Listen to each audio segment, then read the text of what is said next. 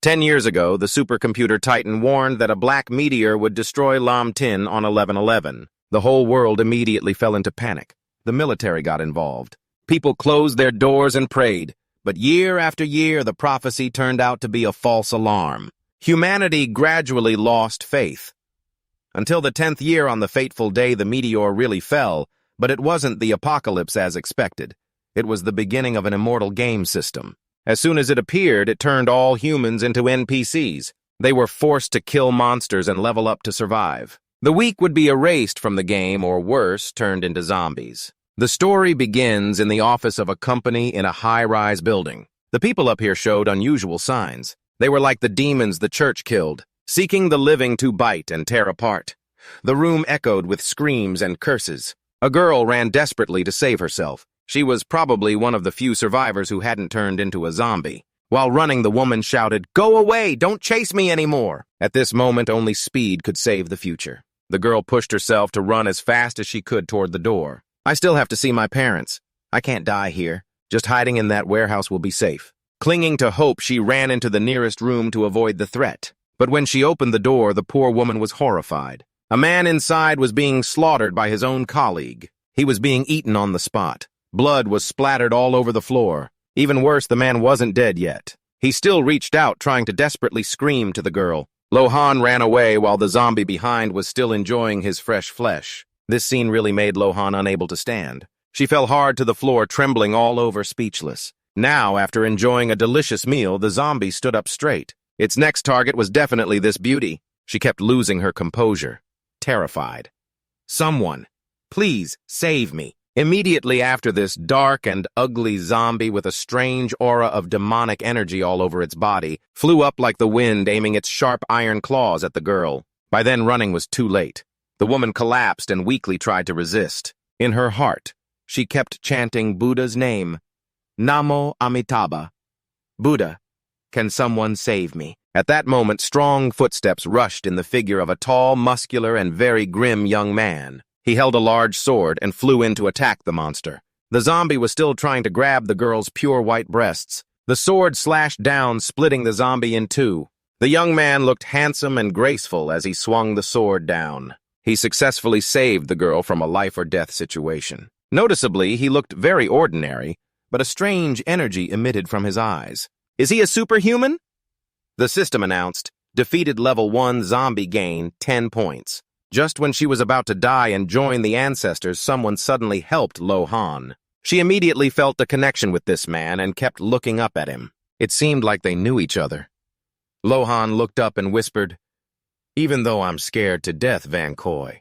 He turned and looked at the girl in front of him for a long time without saying a word. Behind them was another one. It crazily charged forward to snatch its prey. Meanwhile, the girl still didn't realize what was happening, just feeling happy she was saved. No way this zombie is going to eat Lohan first. Vancoy swung his sword fiercely and charged in to finish it quickly. He was cold and decisive. Vancoy swiftly split the zombie's body in two. It hadn't even touched a single hair on the girl. Red blood sprayed wildly, splashing onto her golden hair. The system announced, "Defeated level 1 zombie gained 10 points. After rescuing the girl twice, Vancoy spoke coldly but acted very warmly. He used his hand to pull Lohan up and said, "What are you standing there for? Run." After losing a basket of eggs, Lohan stared at the young man for a long time, hesitating and unsure what to say in this bizarre situation. But in that office, zombies were frantically biting and attacking the survivors. They were terrifying, not only eating flesh, but turning the dead into zombies like themselves. Run away. Lohan still seemed unable to believe this day had come. Vancoy. "I can't believe the apocalypse has really arrived. Or am I dreaming?" she replied innocently and pitifully. Vancoy turned his face with a cold attitude and said, "I want to know if this is a dream too." He is Vancoy, 21 years old, the young master of the Van family in Trungdau. 10 minutes ago, he was just a rich kid disguised as an office worker. Now he had to outsmart zombies. Back to the peaceful office before the apocalypse. Vancoy carried a designer briefcase, walking through the office like a director. He was dressed head to toe in expensive designer clothes with an air that clearly wasn't ordinary. The aura of wealth was still there. At that moment, a familiar voice called out. This girl was the victim Vancoy had just saved. 10 minutes ago, she was also very beautiful, just like any other day. Maybe she had noticed Vancoy earlier, so she came closer to start a conversation. "Hello," she said. "Vancoy? Are you working overtime tonight? Today's the apocalypse according to the prophecy. I'm scared. Can you give me a ride home?" "Sure." At this moment, Vancoy didn't care about all those silly rumors. That's just his cold outside, warm inside personality responding naturally. Manhwa, the apocalypse prophecy is already 15 years old. Why be scared? Even elementary school kids don't believe it anymore. Vancoy said this, and the girl burst out laughing, a little shy. "Haha, is that so?" Then he turned and asked again, "But are you really scared?" Just as Vancoy seemed to want to continue talking, the girl got excited. "Oh yes, I'm very scared." She seemed more interested in Vancoy than afraid of the apocalypse. Now in her heart she started feeling thrilled and a bit self-adoring. "Haha, I knew it, no one can resist your charm." She saw right through his plan to flirt. Vancoy got clever to attract the attention of the other office workers. Office goddess afraid of the apocalypse. Someone take the goddess home after work. This made many people look up. But the least happy person was the company's goddess Lohan. What the company's only beauty voluntarily spoke up. Yet Mr. Vancoy was not polite at all. He just passed the responsibility to the guys who were eager to flatter the beauty. They immediately rushed over, willing to drive her home. I can. Lohan. "I'm in the same boat as you, let me take you home. Or pick me." This made Lohan embarrassed to the point of tears. She didn't know how to behave properly in this moment. Overall, she was pretty pitiful. Her mind was a mess as she cursed Vancoy. "Vancoy, you stubborn straight man. Serves you right for having no girlfriend." Now he calmly sat back at his desk, not worrying whether he'd drive a girl home this afternoon. He slowly opened his briefcase and whispered, "The apocalypse, huh?" Vancoy smiled lightly. It seemed he found the girl somewhat interesting, but with his personality it was either yes or no. Stubborn as a mule, he thought. A good excuse indeed. But Vancoy didn't have time to worry about the apocalypse. This was what mattered most to him. Inside the briefcase Vancoy opened now was a sword. The sword he had used to fight zombies just 10 minutes ago. A colleague getting coffee nearby saw Vancoy focusing on the sword on the desk. He turned around with a mocking smile and asked with concern, "Vancoy is into models again. He's already in his 20s and still likes childish things." These words really made Vancoy uncomfortable, he muttered. Models, not paying attention to his colleague. Vancoy held a piece of paper. It had little koi written on it. "This sword is made from the hardest titanium alloy in the world. Cuts through gold like cutting vegetables. Keep it for self-defense." Signed by Van. After reading these lines, he thought for a long time and kept wondering. It's not a toy, but a grade 3 weapon banned for civilians to possess. How did she transport this thing? He kept staring at the paper in his hand while in front of him was the banned weapon. Instead of focusing on it, Vancoy only cared about the person who wrote to him for 3 years without coming home. When will she finally come back? As he thought this, Vancoy flipped through the letter repeatedly. He was also shocked to realize it had been 3 years, because she didn't want to live by the rules. Vancoy left Trungdau and moved to Zone 105 to live independently. It's time to end this irresponsible escape. He's been away from home for too long. Vancoy seems to want to go back to see his family. He whispered to himself, "After getting paid tomorrow, I'll go home." The room was perfectly normal until suddenly the power system failed, causing everyone inside to panic. But not only that, everywhere in the room people could hear terrifying screams and roars. Suddenly something strange happened in the office. Vancoy stood up and looked cautiously around. At this moment, he still didn't know a disaster was about to happen. It seemed like the sky was stained with blood. The lights shining down on the building turned the whole place red. Everyone started going outside to the glass door to see the strange phenomenon. Vancoy was extremely shocked when he saw with his own eyes a huge star. The whole sky seemed to collapse. So today, the apocalypse has come. A giant star was gradually flying toward Earth, and everyone could see it with the naked eye. People inside the office were in a state of panic. Could this be the black titanium meteor? Why didn't the government issue any alarm? Damn it, don't hit Lam Tin. Boss, I'm quitting. I want to go home. All around the globe, alarm noises could be heard by everyone. Humans of Lam Tin, welcome to the global apocalypse game. From this moment on, you lose your human identity and become monsters and NPCs in the game. The first 24 hours are the startup phase. Accumulate points and level up from NPCs. The higher the level, the greater the power later. After 24 hours, players enter the game. You cannot kill players, but they can really kill you. Be careful, because death in the game is real death. Hearing this, our protagonist had to rack his brain, not yet used to this crappy game, dropped from the sky, forcing humanity to follow the rules set by mysterious forces. He wondered if everyone becomes monsters and NPCs, then who are the players? The Apocalypse system announcement continued adjusting the global communication mode completed. The game channel has been activated. Turn off all old communication methods. Please choose your profession within 5 minutes. In 5 minutes, the game will officially begin. Right before everyone, a system interface appeared. Each person has their own system to develop and fight in the game imposed by the Apocalypse. Even the male lead Vancoy has one. It displays his detailed information. Name Vancoy.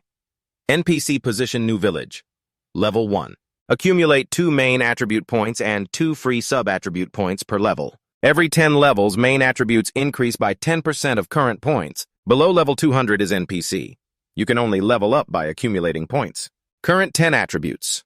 Combat power increases physical damage. Agility increases speed. Spirit increases magic power. Constitution increases defense. Compatibility 10%. Profession not chosen. Personal talent not yet acquired. No professional skills yet. No current skills yet. Just finished reading the detailed personal information. Vancoy was also amazed and felt it was familiar. This interface looks exactly like the VL game. The system board shows the career choice. Below, there is a Next button. Vancoy clicked on the Next option. He thought if this is really the Apocalypse, choosing a career with high strength stats would make survival easier. Immediately, cards showing many career lists appeared in front of him. List 1-2, a warrior. Main stat strength, secondary stat constitution. Effect 5% activation chance for blood greed increases. 5% strength. 15% attack speed lasts 10 seconds. 2 mages. Main stat spirit, secondary stat constitution. Effect increases by 15% casting speed triple. Knight. Main stat constitution, secondary stat strength. Effect when constitution is the highest stat, add 20% constitution, ignore 50% weight. Reading here, Vancoy immediately paid attention to the third card, the knight. Seems strong, he thought. Vancoy then looked back at the sword on the table. He touched it and calculated that if he chose knight or warrior, this sword would be very useful right now. When his hand touched the sword at the hilt, it suddenly shone brightly. The system displayed a notification. Special notice system detected abnormal energy. Congratulations on receiving the unique SSS-Rank career Knight of the Underworld. A strong light emitted from the system. Vancoy was too surprised because this was the first time he saw such a phenomenon. He was stunned and exclaimed, SSS custom career already. Immediately, the image of the knight he chose appeared on the screen. Its eye also lit up. The system again announced Knight of the Underworld. Main stats Constitution, Strength, Spirit. Secondary stat Agility. Below clearly showed more information about the profession decay and death level 1 passive. Every strike imposes a death mark, reducing healing effect by 10%. When death occurs, reduce 1 level. When the target is below level, it does not erase permanently, even if the player levels up. Each level increases effect by 10%. After reading everything from top to bottom, Vancoy looked up, sensing something a bit too much. Death mark means if strong enough, we can even kill other players. Is this a game bug? Next notification. Congratulations on awakening the universe's child talent. Effect increases tenfold. 3. Non-combat stats, if changed permanently, multiply by 100 times. Cooldown 24 hours. Then carefully read from top to bottom. At this moment, Vancoy's mood was completely overwhelmed. This was the first time he encountered something like this. Another surprise. This newbie benefit is too strong, it's like hacking the game. Vancoy was like a tiger growing wings. The system on the entire server started a 5-second countdown before the game started. Many people weren't ready yet. They kept worrying and feeling uneasy why they weren't chosen a career. System bug 2 unfair. 5, 4, 3, 2, 1. The Apocalypse game begins. Chaotic scenes everywhere with people shouting and screaming. What's wrong? Don't scare me. Those who hadn't chosen a profession began to mutate. They turned into bloodthirsty zombies. A girl standing nearby was completely terrified witnessing these people suddenly mutate. Hey, what's wrong with you? Don't scare me. 2 people just standing near her suddenly jumped and grabbed the girl. She fell and hit her head on the ground. Right after the zombie bit her neck to pieces. Blood splattered all over its face. Her screams echoed throughout the room. Immediately, the zombies here also pinned down weak women and attacked. The whole room was chaotic. People ran for their lives. Right after being bitten on the neck, those attacked mutated and became disgusting zombies exactly like that. And these creatures were very bloodthirsty, searching for human scent to bite and tear apart. Vancoy also witnessed all these events. He was lucky not to turn into a zombie. At this moment, a zombie was rushing to attack the girl from before. She had completely lost her humanity and acted like a wild beast. The zombie's target was a very fresh young man. He hurriedly pulled down his underwear, trying to save his life. Terrified, he looked back. At that moment, Vancoy tightly gripped his sword and rushed out to block the zombie. It jumped up, lost momentum, and bit straight into the sword. Vancoy held on firmly. At this time, he wanted to rescue the man who was still facing the dangerous zombie. Vancoy was truly fearless and very different from everyone else. He said, "Run, don't let them bite you, this way." The man was trembling, stammering, unable to speak. The zombie went crazy. Its mouth bit the sharp blade. In its pitch-black eyes, a horrifying glint appeared. Just like that, the story returned to the beginning. Vancoy met Lohan, and together they ran out of the office. Lohan ran ahead and loudly called directions for him. Vancoy was on this side when suddenly both encountered an old abnormality, so they slowed down. Lohan slowly looked at the man in the suit hiding behind the wall. Then she got scared, unsure if it was a person or a ghost. She turned around nervously and said to Vancoy, "There's a noise up ahead immediately." He gripped his sword and charged to take out the figure hiding behind the wall. Die monster. Suddenly, the man stuck his head out. He saw Vancoy holding the sword moving to attack and was startled. Then scared, he knelt down and stayed down. "Vancoy, don't kill me, I'm someone you might know." Vancoy quickly stopped. Luckily, he hadn't swung down, or that guy would have been dead. Vancoy vaguely realized it was Lu Duong. Why was Lu Duong so happy, almost in tears? He looked up at Vancoy and smiled, unable to cry or laugh properly. Then the two just passed by the man named Lu Duong like that. Vancoy held his sword and went another way, telling him not to appear suddenly next time. Lu Duong still sat there, still stunned. Suddenly, this guy acted up again, turning around and shouting loudly, "Vancoy, did you abandon your teammate? You saw me in trouble and didn't help.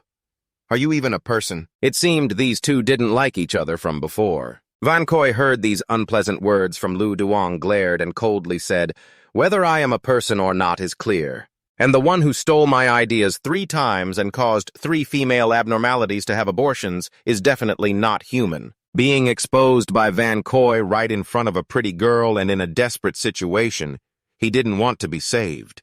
His face turning purple with anger. He clenched his teeth and shouted angrily, "What did you say?" Ignoring this crazy troublemaker, Vancoy grabbed Lohan's hand and left confidently, saying, "Let's go." So the two left quickly without looking back, leaving Lu Duong behind. He shouted behind them, "Wait! I'm also a knight of the group of 3, it'll be safer." Lohan noticed Lu Duong's words, felt a bit worried and scared, and tried to warn Vancoy. "Vancoy, did you hear?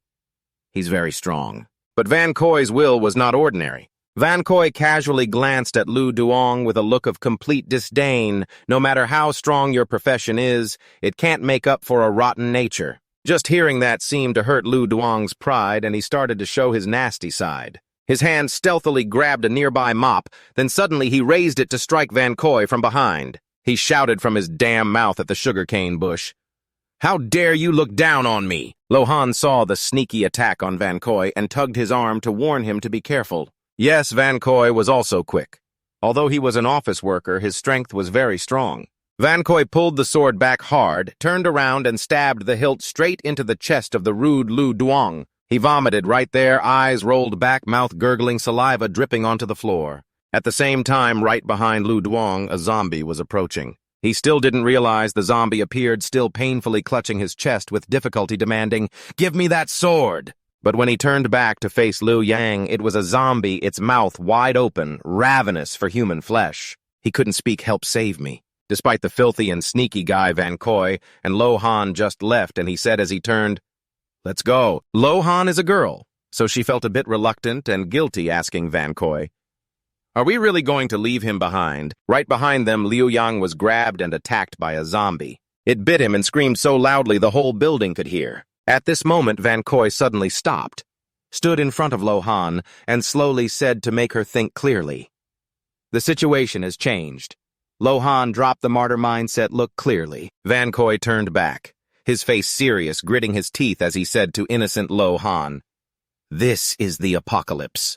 Outside, the planet was crashing into the ruined Lam Tin, becoming more and more obvious. Explosions and bombings were happening all over the city, accompanied by chain accidents. The people had completely turned into zombies. It was very hard to find anyone who survived this. Inside the hallway, Vancoy held his sword and stood in front of Lohan seriously and urgently advising her, "If you keep being naive like before, you'll just become a disposable pawn." Then he clarified the situation. "There are way too many zombies now." Lohan was now both scared and unsure what to do.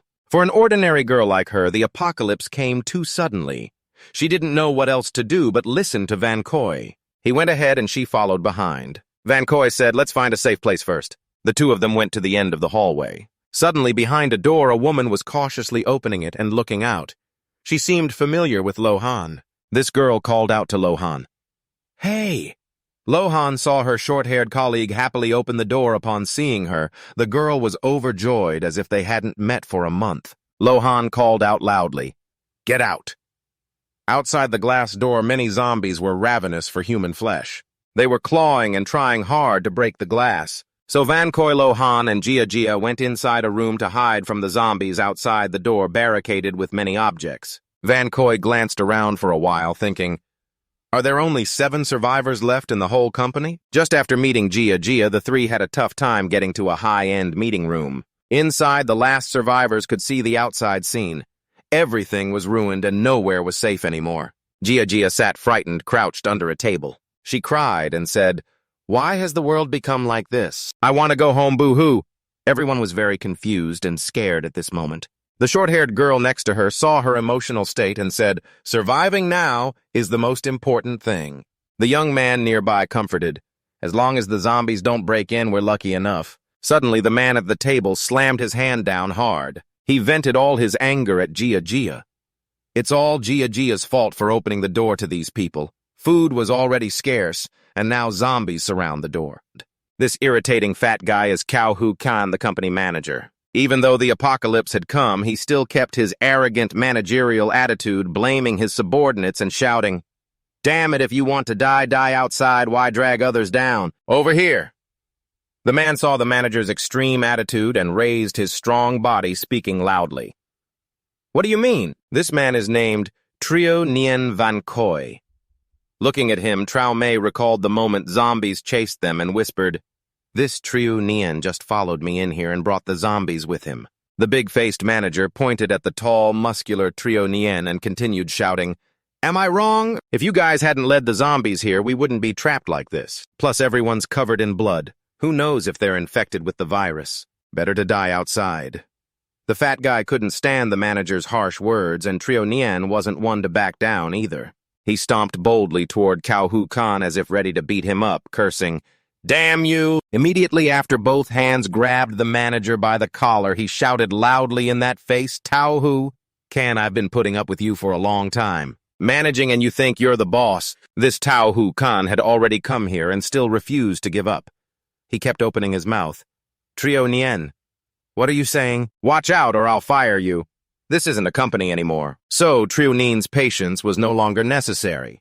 He shouted directly into the manager's face like he had never treated him that way before. "Wake up. This is the apocalypse now. I said I'm a monster, so I'll really become a monster for you to see." Hearing the terrifying threats from Nien, the big-faced Cao Hu Khan was stunned and started to feel fear, unable to speak. "What do you want to do?" "Stop."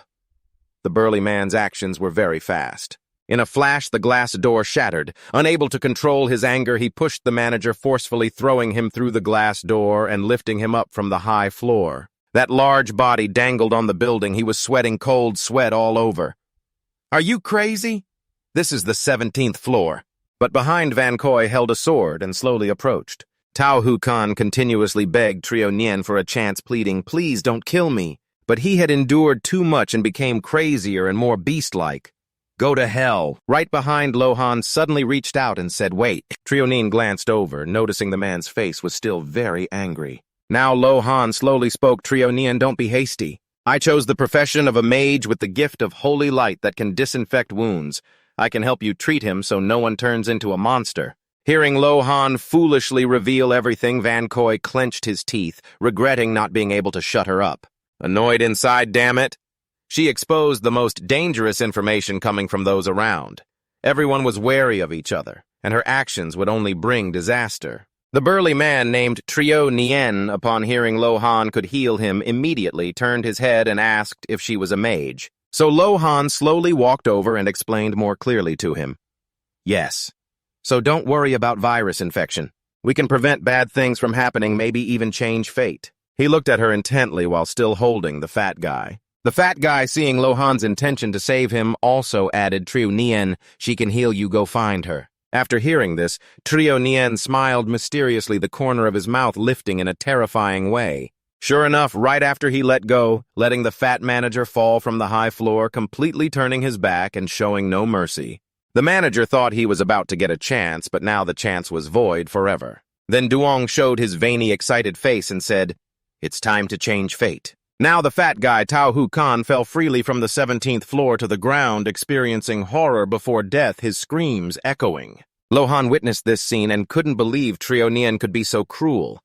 She had clearly tried her best to save the manager. Even Vancoy couldn't do anything. He stood watching the tragedy unfold before his eyes. The screams could be heard clearly from the 17th floor down to the floor below. Tao Hu Khan's blood flew up, turning deep red. Lohan's face turned pale with fear. She had tried very hard and revealed the truth about her profession, but the worst had still happened.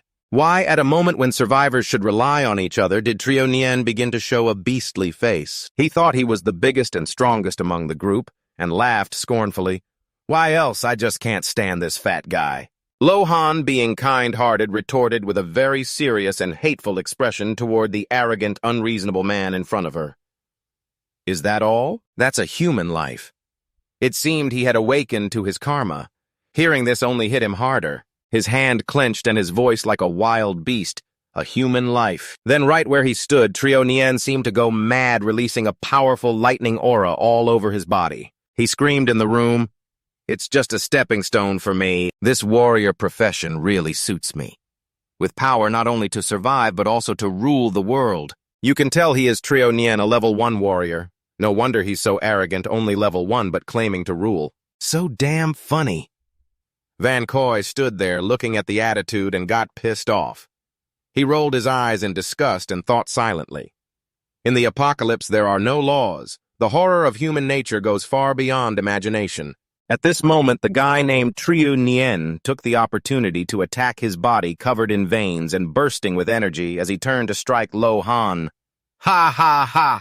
Lohan, come be my woman from now on. The girl was so scared she quickly stepped back. Just as Nien got close to Lohan, a familiar figure flew in and pushed her away. Meanwhile, Lohan still couldn't stand steadily. No, Vancoy immediately rushed over, using his sword to deliver a powerful strike to Nien's head. He immediately fell back to dodge, clearly shocked, because he didn't know where Vancoy had come from. That was a close call. He then suspected Vancoy had some connection with Lohan, his eyes flashing as he glanced back and forth, saying, "Oh, you like her too?" Vancoy, sword in hand, started stepping back in front of Nien, smoothly replying coldly, "Correction, but I'm only interested in her skills."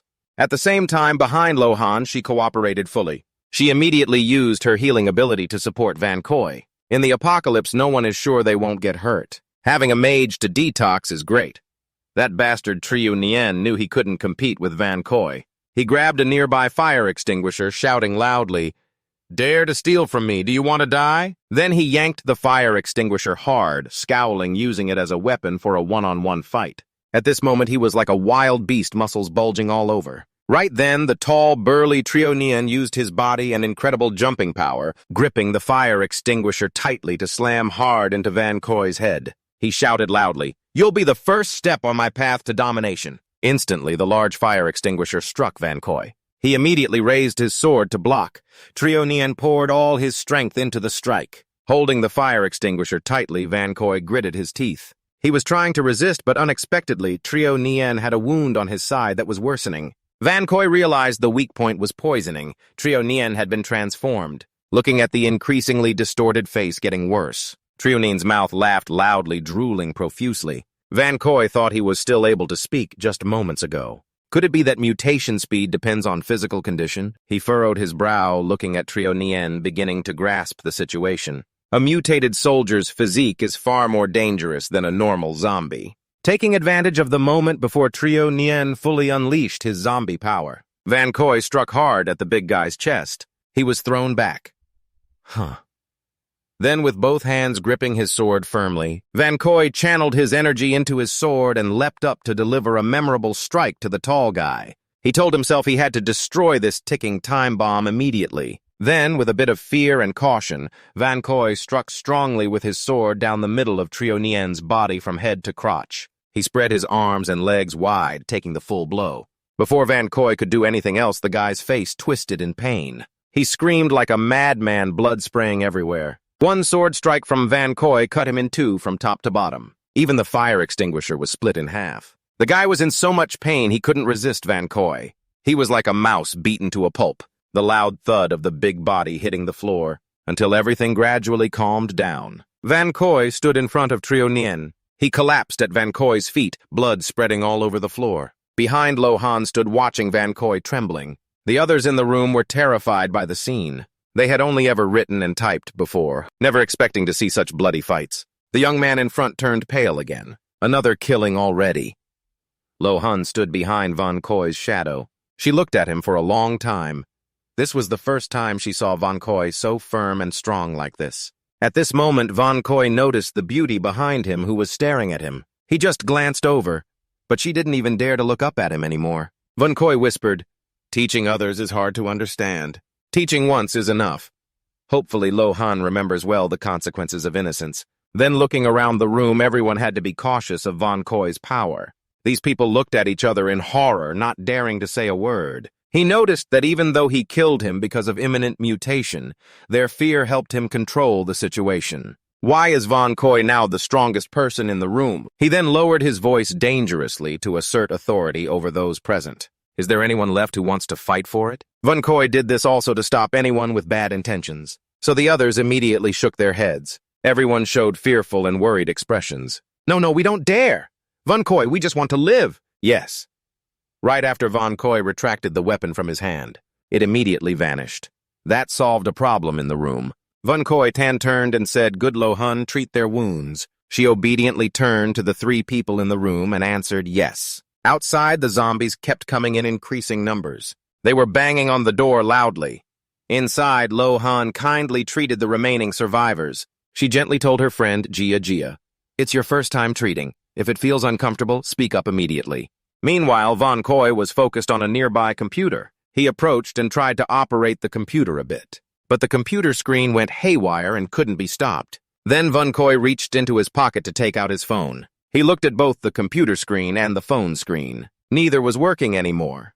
As expected, all communication channels were disabled. Vancoy turned his face cautiously. He realized the only way to connect to the outside world was the channel linked to the game world. Probably most people thought the same as him right now. Yes, Coy opened the system. He could see on the system forum many people trying to contact each other. There, the game channel was open, a world channel of the kingdom rescuing from zombies everywhere. "Whoever is in the capital city center, help me secure the area. The council has sent a rescue team. All communication with the two scammers is cut off. Do you know the situation I'm gathering at the Zhongjin building? If you're brave enough, come." After reading this, Vancoy felt frustrated because this shattered apocalypse suddenly entered his life and resonated with those begging for help on the forum. Most were isolated, wanting to survive, and now could only rely on themselves. Suddenly, the system appeared before him. Vancoy looked up. According to the detailed system info displayed, Vancoy was an NPC of a new village level 1 with 130 points out of 200. Knight profession, Shadow Realm. Agility, 9 spirit, 10 physique, 10 compatibility, 10%. Personal talent of the universe child can assign up to 3 stats. During combat, stats increase 10-fold. If changed permanently, stats increase 100-fold. Cooldown time, 24 hours. Specialization, decay, and death. Current skills, none. After reading these details, Vancoy had many thoughts and questions in his mind. Increasing stats 10-fold in combat might only apply to points and compatibility. What exactly is 10% compatibility? He stroked his chin, pondering for a long time. Also, a permanent increase of 100 times, that's a king-level skill. Maybe I shouldn't rush to use it without fully understanding the game. In the early stage after the startup time ends, there might be many challenges ahead, and this ability could be helpful. Then, he thought. Then he clicked to temporarily increase the level, boosting the points by 10 times first. Immediately, the system displayed a notification confirming the speed of point accumulation was successfully adjusted to X10. Vancoy's whole body seemed to be infused with a surge of power. He excitedly clenched both fists to absorb that energy. Amazing, with this 10 times multiplier. My power increase speed is 10 times faster than others. Meanwhile, Lohan had also used up all her energy to heal the people in the room. She felt her body weaken. Lohan touched her stomach and suddenly exclaimed she was so hungry, wondering if it was because using magic drained her stamina. Suddenly ravenous. Just over here, after boosting his stamina and combat strength, Vancoy looked around the room and saw his teammates both hungry and exhausted, while outside they were suppressed by zombies. He thought to himself, there's nothing in the meeting room. If we keep hiding like this, sooner or later we'll run out of strength. Then Vancoy pursed his lips and pondered. This was also a difficult situation for him. There were about 20 hours left before players officially entered the game. As if anticipating the situation, Vancoy had fears in his heart that he dared not voice. 20 hours later, it was feared that Lam Tin would face a disaster even worse than the zombie outbreak. At that moment, his hand began summoning a sword again. He told himself he had to make use of the time before the startup phase ended, get as many points as possible. Seeing Vancoy pick up the sword and prepare to go outside, everyone began to panic. Van. Coy, what are you planning to do? You're not seriously going outside, are you? But Vancoy didn't bother to answer a single word. He still kept that cold and quiet personality. They feared that if Vancoy went outside, the zombies would flood in and attack them. Gia stepped forward to stop him. You're crazy.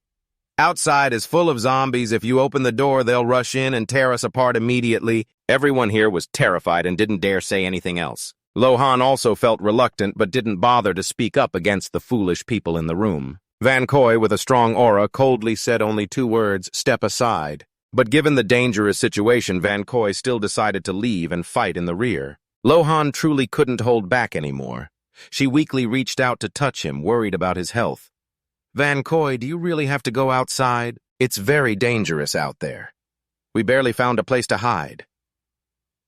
Then Vancoy turned with a stern face and said bluntly, without supplies, hiding until death is the same. I will try to wipe out all the zombies out there. If you want to stay and wait for death, then close the door later.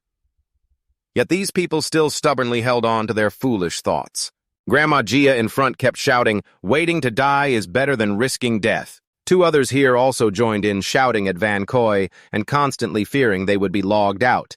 That's right. Do you know how many monsters are outside? You have weapons so you can talk, but how can we go out empty-handed and survive?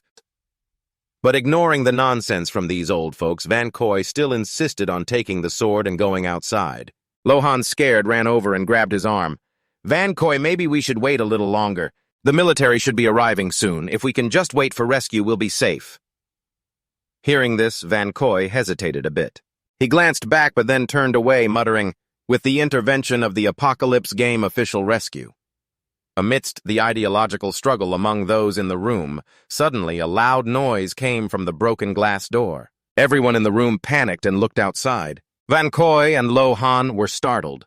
Both stepped out to look into the distance and said together, that was because outside there were extremely modern fighter jets. They were flying around the city's buildings and approaching the group's location. No one knew the origin of these planes. Inside one of those planes, a man sat speaking into a radio, loudly announcing, "This is the Flying Fortress, always stationed in the sky of the Military Alliance. I am Zhao Liang, captain of the 3rd Vanguard Squad, the Army of All Humanity. Lam Tin, don't give up." The powerful fighter jets flew out across the entire battlefield. They were doing their best to resist the zombie attacks. Above, loudspeakers were activated to give surviving humans hope. The military has dispatched 10 teams to conduct rescue operations. It is expected that the situation will be basically controlled within 3 hours. Anyone who can please head up to the rooftop. We will support from the street below. The survivors are busy fighting off the zombies. As soon as they heard this news, they felt like they had found a new chance to live. Great reinforcements have arrived. Everyone follow me up to the rooftop. Over the loudspeaker from the large aircraft, the announcement continued, "Anyone unable to move, please hide safely and wait patiently." Below, a girl was desperately trying to fend off a zombie about to attack her. Upon hearing this news, she cried tears of joy. "Sob, the reinforcements are here! The nightmare is about to end." Back at Vancoy's office with the other survivors in the company, everyone after hearing the rescue information ensured safety and avoided infection. Trust that the military will never abandon anyone. Everyone was visibly happy and ran out all at once to see the planes cheering. Lohan said, "That's right, the military really has come to save us, thank goodness." But unexpectedly, the last refuge for the surviving humanity encountered a problem. "We will try to save everyone one by one." Before he could finish, evil energies surrounded the pilot.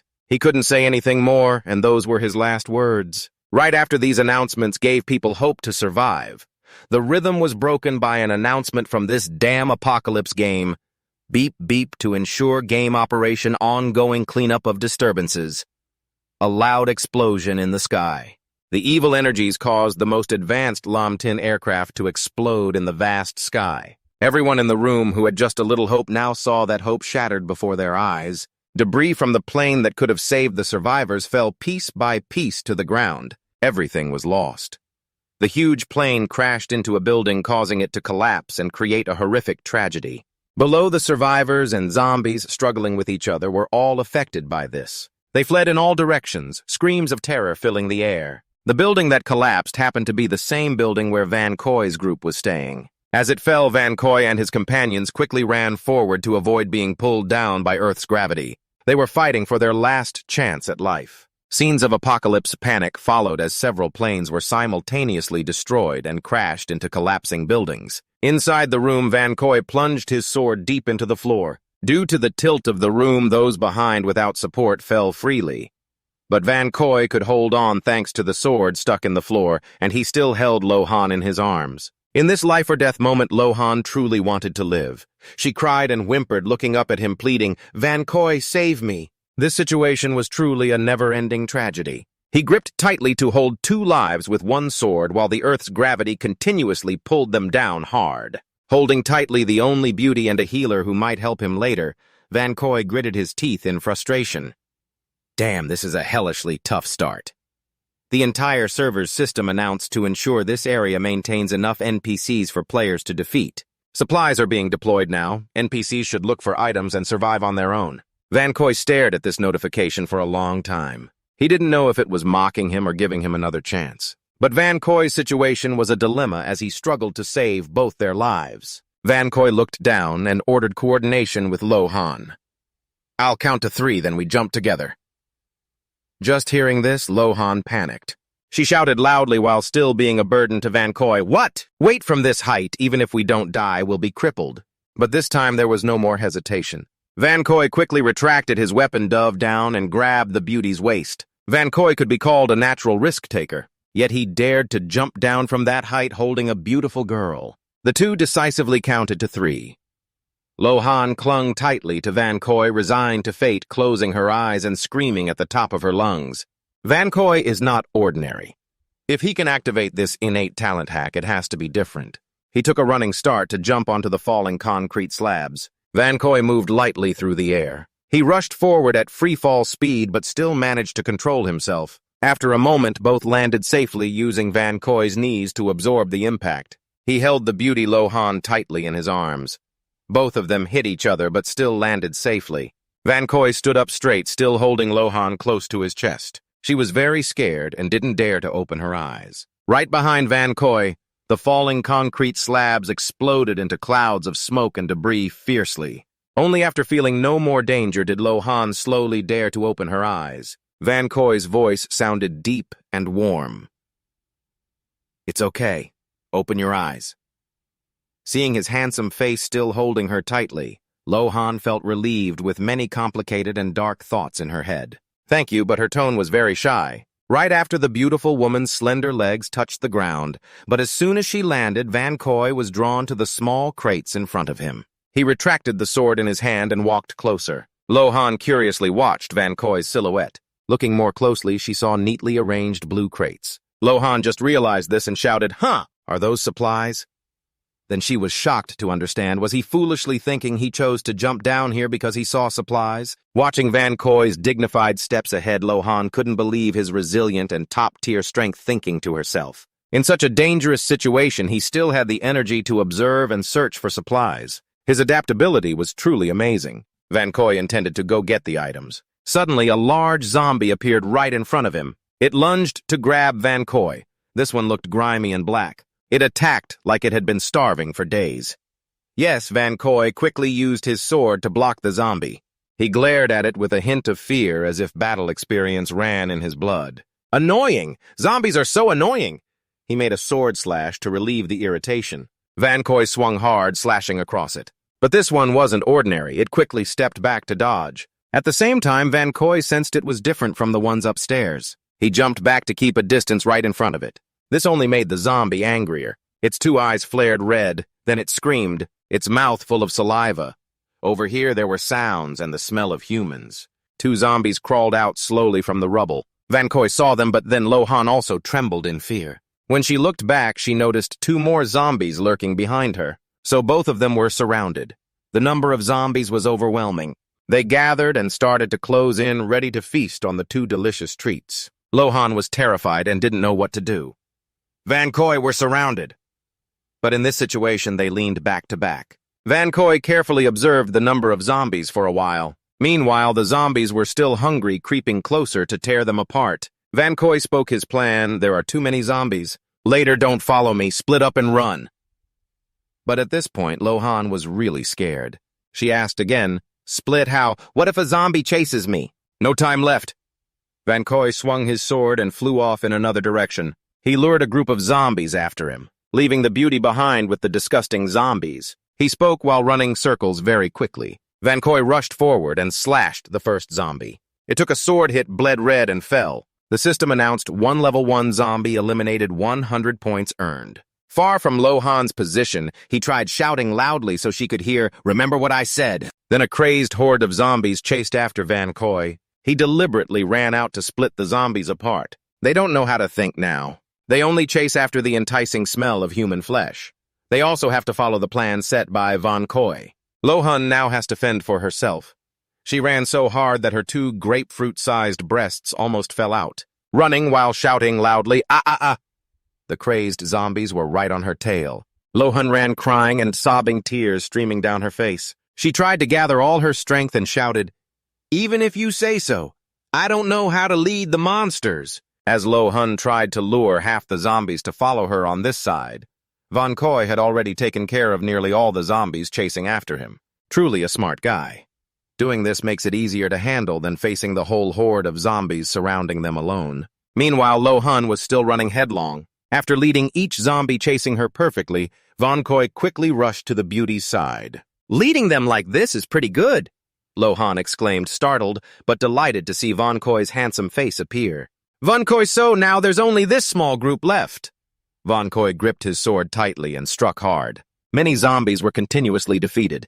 They clumsily took the slashes right in their stomachs. Everywhere was splattered with their rotten red blood. The system reported eliminated 3 level 1 zombies, earning 300 points. He quickly defeated the zombie siege surrounding both of them. Thinking peace was near, Lohan was shocked to see another horde of zombies rushing toward them. Why is there another group? Without hesitation, the more zombies he fought, the more excited Vancoy seemed. Without a word, he charged forward and smashed the foolish zombies to pieces. This time, Vancoy's swordsmanship was much more skillful. He sliced powerfully from one zombie to another. Wherever he went, zombies fell down. Finally, Vancoy stopped amidst the fallen zombies at his feet. Now Vancoy appeared in a very heroic and dashing manner before the morning sunlight in front of Lohan. He seemed like an endless nightmare for the low-level zombies. At this moment, many zombies collapsed. They writhed in pain, but now could do nothing to him. After a while, the zombies convulsed and truly died. They could no longer move.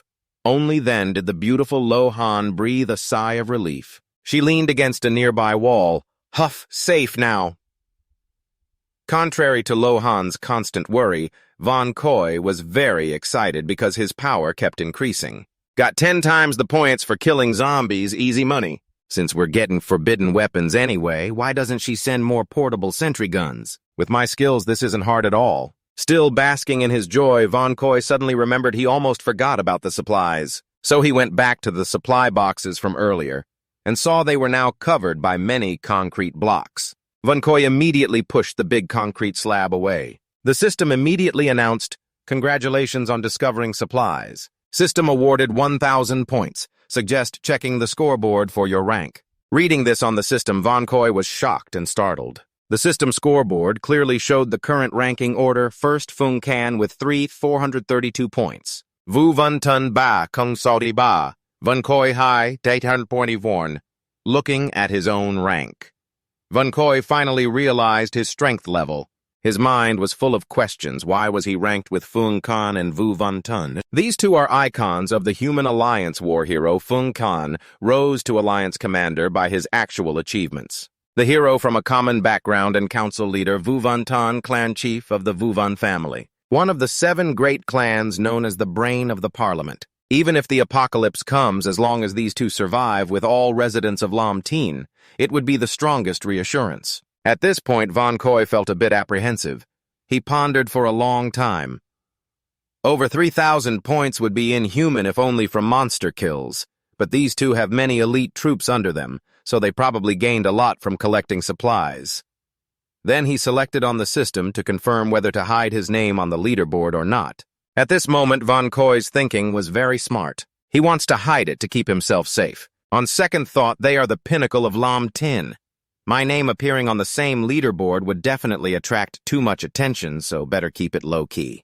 At the same time, Lohan became curious and slowly approached him, asking, "Vancoy, what's inside the supply box?" But Vancoy didn't tell her about the leaderboard. He acted like he was just opening it now, saying, "Let me see."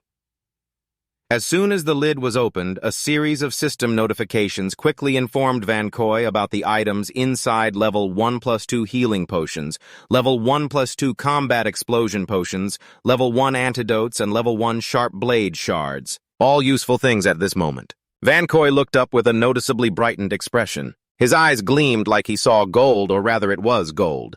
At this moment, medical supplies. He picked up a vial in his hand, looking at it affectionately. "Good, with these potions I can handle ordinary wounds myself." Then he glanced at the beautiful Manhwa behind, who was still bewildered and curious about the items inside the box. Our Vancoy put on a wicked and sly expression. "With these, it seems I don't need to carry Lohan anymore. She's not strong in combat and often causes trouble." Could it be that our male lead intends to abandon this doll? Suddenly, in a moment, without guard, Vancoy turned around and noticed a strange object rushing towards him. He quickly drew his sword and prepared. Another zombie. This one was stronger than the usual ones. It aimed to attack Vancoy. This one was female. It opened its mouth wide, full of sharp teeth, with a predatory smile. Its glowing eyes locked onto Vancoy. Its strength was not ordinary. He had to brace himself hard just to hold it off. Knowing its danger level, he immediately ordered Lohan behind him to move away. She was scared but reluctant. Lohan turned back to warn him, "Be careful." After ensuring Lohan was safe, Vancoy confidently swung his sword and showed his skill. He pulled the sword back, startling the zombie in front of him. Then he pushed hard and slashed the zombie's body. His moves were formidable as he stomped strongly and jumped back. At that moment, the zombie in front of Vancoy was unharmed. He looked at its silhouette and marveled, amazed at the speed. He had just thought that when the zombie with 2 huge breasts charged at him again. It moved as fast as lightning, clawing sharply at Vancoy. He looked up stunned. Vancoy had just increased his combat power but was still caught off guard by such a difficult zombie. This one knew where to strike. It flew over and snatched at Vancoy's private area with its sharp arm. He skillfully dodged. Luckily, or else his manhood wouldn't be usable anymore. The zombie didn't want to let Vancoy go and kept rushing at him. It caused powerful explosions that weakened Vancoy's strength. Yes! Vancoy immediately retreated, bracing himself with his hands and gripping his sword defensively. So far, he hadn't been able to do anything. Vancoy slowly stood up. He looked ahead. The zombie was still crazily trying to seize his sweet body. Even though he ranked 3rd on the system, facing this one made him wary of its power. This zombie, though similar in build to Lohan, had double the attack strength of its kind.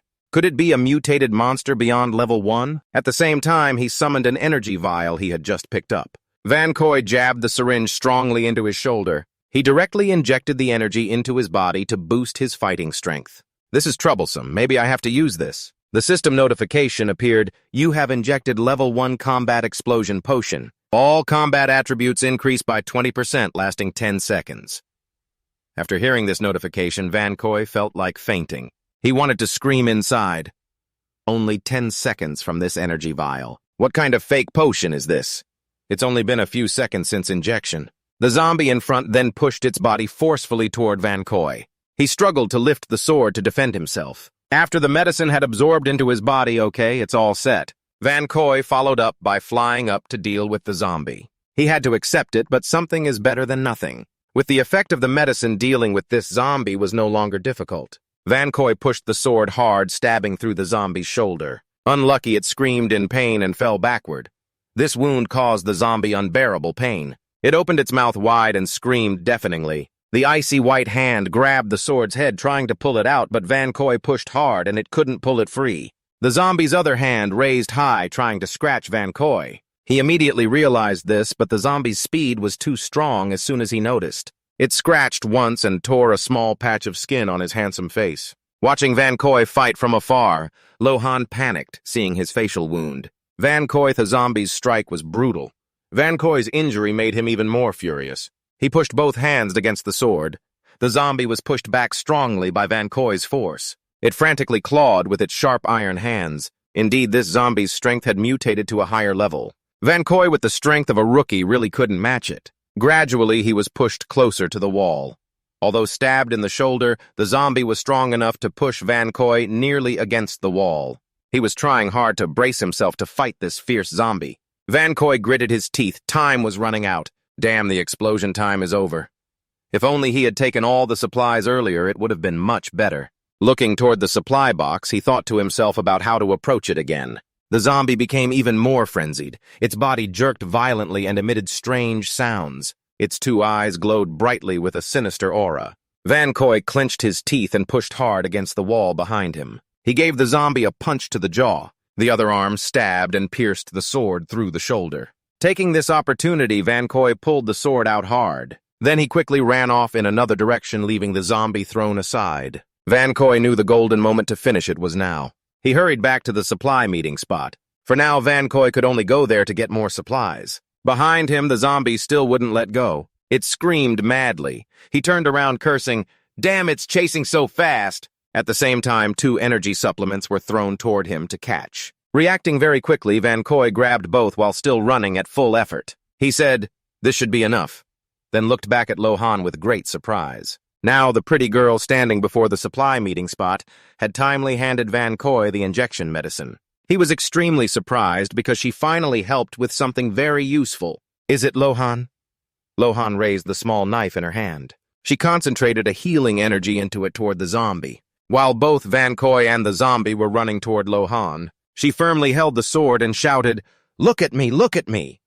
A rabbit cornered against the wall must still struggle to fight back. At this moment, Lohan realized the importance of fighting, crying and shouting, "Look at me, look at me!" Lohan, though timid, poured out all her resentment from before. She held the small knife with both hands, crying as if to flood the place. Seeing this scene, the zombie seemed to wonder if this one could really fight it. Suddenly, Vancoy stopped abruptly. His feet rubbed hard against the ground. Then Vancoy pushed 2 syringes sharply into his arm at the same time. He was somewhat satisfied with what Lohan had done. This idiot actually helped a bit in a critical moment. Behind the zombie was still very agitated. It was still rushing forward, but something in front startled and frightened it. At that moment, Vancoy turned his face toward the zombie. He holds the sword, and an enormous burst of energy explodes out. It's like a powerful storm releasing overwhelming pressure. The zombie backs away in fear. The system notifies, "You have injected level 1 combat burst drug. All combat attributes increase by 20%, lasting 10 seconds. You have injected level 1 life recovery drug. Reduces pain sensation by 80%, lasting 10 seconds. Right now, Vancoy has become strong and not easily touched. He is certain his current power is many times greater than that zombie's and can defeat it." Vancoy thrusts the sword forward with a strong, murderous aura. He narrows his eyes, looking at the fierce zombie that clings stubbornly like a leech. He speaks in a very threatening tone. "Next 10 seconds, be a real man." Vancoy turns to attack, but that damn zombie refuses to give up. It rushes wildly to bite and tear at him. Vancoy with explosive strength throughout his body. He jumps up with overwhelming power, ready to face the zombie head-on. Both charge at each other. When the zombie flies up to attack, Vancoy quickly dodges and instantly teleports behind it. Now comes the finishing blow. He takes advantage of the zombie's inattention from behind. He starts channeling energy into the sword for a powerful breakthrough. He slices the zombie's waist in two. It lunges forward but can't see Vancoy anywhere. Behind it, he delivers a full-force damaging strike. The zombie's body splits into two halves, head and legs going separate ways. It collapses onto the ground, its body now weak, but its mouth still growls a few last times. The hungry leech zombie that clung to him all this time is finally destroyed. Vancoy stands looking for a while. Lohan rushes over and asks, "Vancoy, are you okay?" Lohan immediately uses her healing ability on Vancoy's body. He quickly recovers and feels very comfortable. Lohan gently says, "Let me heal your wounds," then softly calls out Saint Quang. At this moment, Vancoy's view of Lohan shifts slightly. Lohan's growth speed is really faster than I thought. He recalls the old Lohan, the moment she bravely stood up to fight monsters alongside him. And now Lohan stands right before him. Thinking Vancoy is so strong he clearly could leave me behind after taking supplies. Yet he still saved my life. I have to do my best to help him overcome difficulties. After much thought, Lohan quickly finishes healing Vancoy's injured arm. He feels extremely satisfied seeing his arm return to normal. After she finishes speaking, he excitedly thinks inside, "This magic is warm and pleasant. Looks like having a protector following me is even more useful than a supply box." After healing, Vancoy takes the sword and walks away in another direction. Lohan watches his action, not understanding what he wants to do. Then Vancoy picks up a small knife from the ground. He now hands the small knife directly to Lohan and says, "Come on, kill that female zombie." Just stab this knife into her heart. Normally, she's a good girl. Now she has to go kill a zombie. Lohan nervously stammers, I go. Seeing Lohan's attitude, Vancoy immediately seriously says to her, "We don't know what the future holds anyway. Right now, the most important thing is to strengthen our power. Not just me. You also need points." His words seem to sink in with Lohan. She timidly and slowly takes the small knife. Thinking Vancoy is right, I have to get stronger too. I can't just rely on him. She holds the knife in her hand. Lohan is weak and timid. She slowly approaches the upper part of the zombie. It is still struggling with its lower body severed. Lohan holds the knife with both hands, trying to hide it from sight. Summoning all her courage, Lohan closes her eyes and nose and raises her hand to stab down. The beauty screams, "Ah, ah, ah!" The loudspeakers shake violently. Immediately after, a sound of metal piercing flesh is heard. Throbbing anxiously, shooting up like deep red underground water, splattering everywhere. The sounds of screaming also stopped and gradually weakened. Lohan slowly pulled out the small knife. So the beauty had done it herself, until the zombie went limp and could no longer move. Lohan did it all by herself. Immediately, her system displayed a notification: eliminated a level 5 zombie. Received 500 points. Congratulations, you have earned a special reward level 1 healing skill. A single target skill that has a certain healing effect on external injuries. Just moments ago, she was scared and blaming herself. When she saw her experience points increase along with her level rising, Lohan turned around with a hearty laugh and thanked Vancoy. "Thank you, Vancoy.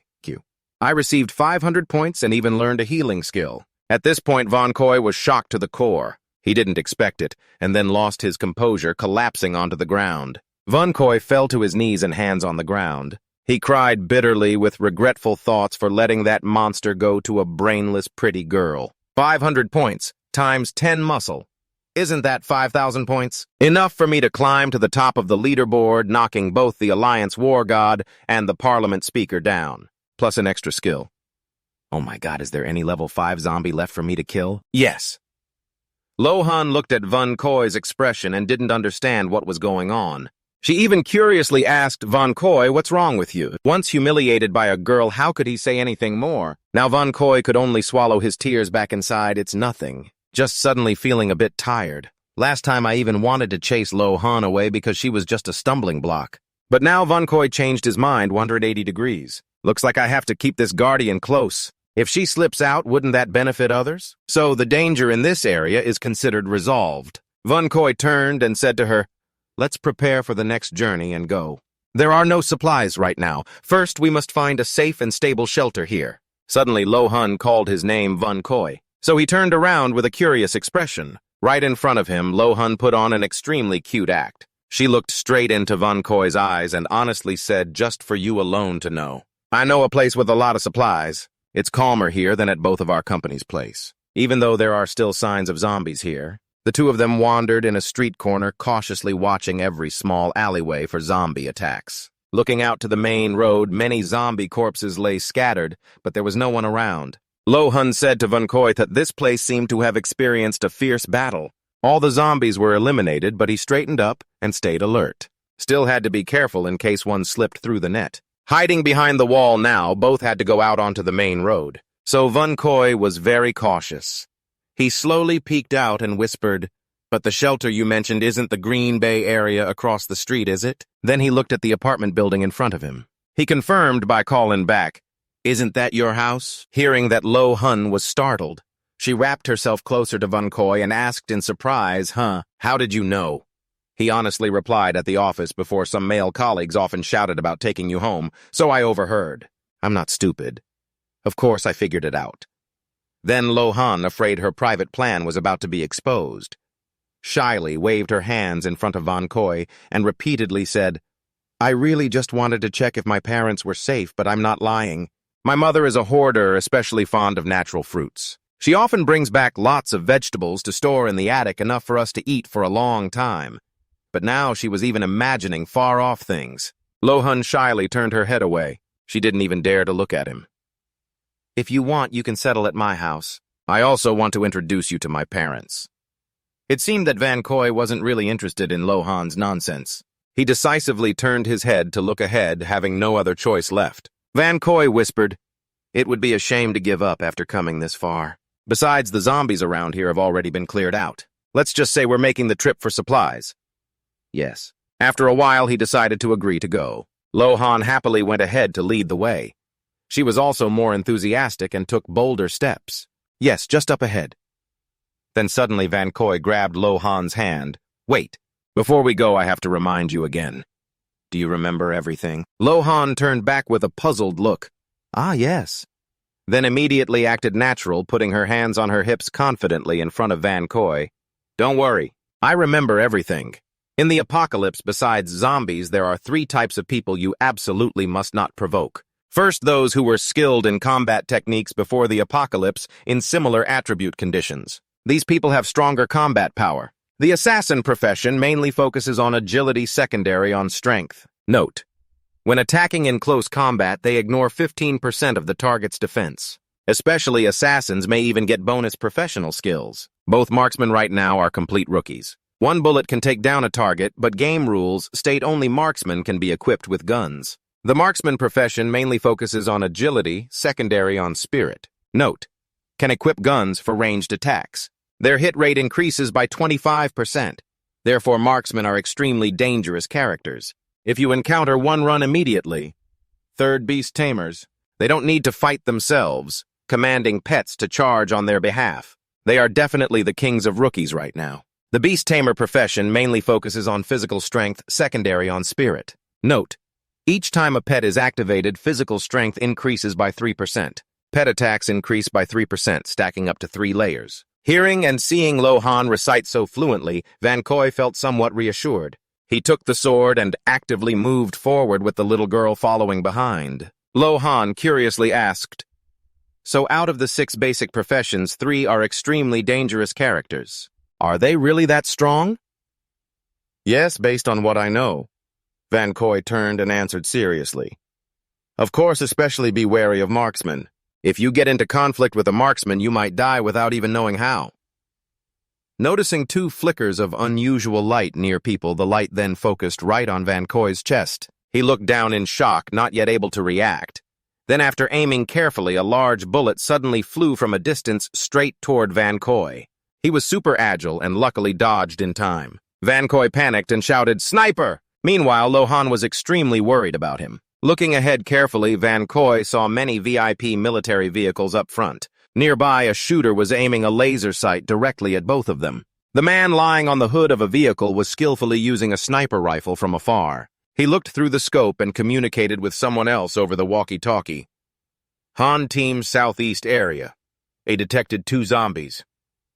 Seeing the sniper soldier in front, Vancoy had to be cautious and afraid. "Marksmen really are the bane of my existence." Then he and Lohan raised their hands high to show they were human. Vancoy took the initiative to approach and said, "Don't shoot, we're just passers-by." The man was also very cautious. In that era, he couldn't trust anyone, so he called out, "Stand still. If you want to live, prove you're human." This tense situation meant any slip-up could send them to the afterlife to watch fire chickens. So Vancoy, hearing this, was at a loss and asked, "How exactly do we prove this?" Coincidentally, at that moment, a zombie near Vancoy woke up and crawled toward him. Although missing an arm and a leg, it could still attack others. It was immediately attracted by the human scent. Its eyes glowed brightly as it screamed terrifyingly. So that's how you prove you're human. Vancoy flew over and slashed the zombie's head off in one strike as a farewell.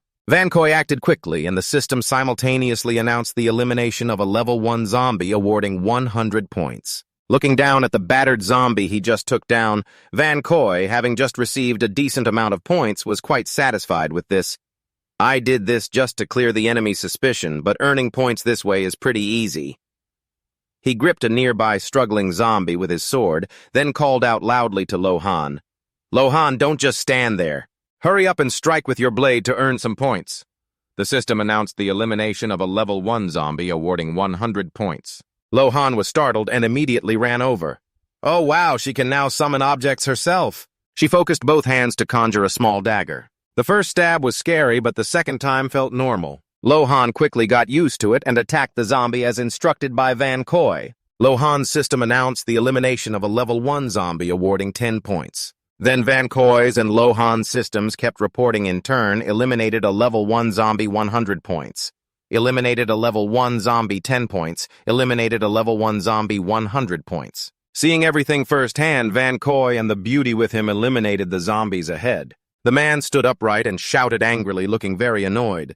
"Kid, bring your girlfriend over here, don't try to steal our points." Seeing the sniper's action, Vancoy looked down at the zombies beneath his feet and clicked his tongue in regret. Meanwhile, he noticed Lohan's face was red as a chili pepper. She was only paying attention to the soldier's words. "Girlfriend, huh? We need to make sure neither of you are zombies."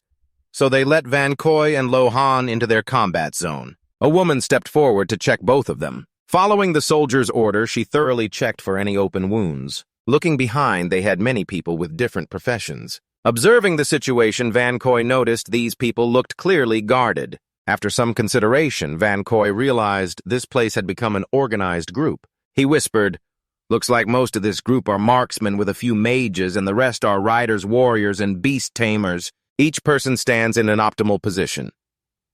He not only admired this group, but also respected their adaptability.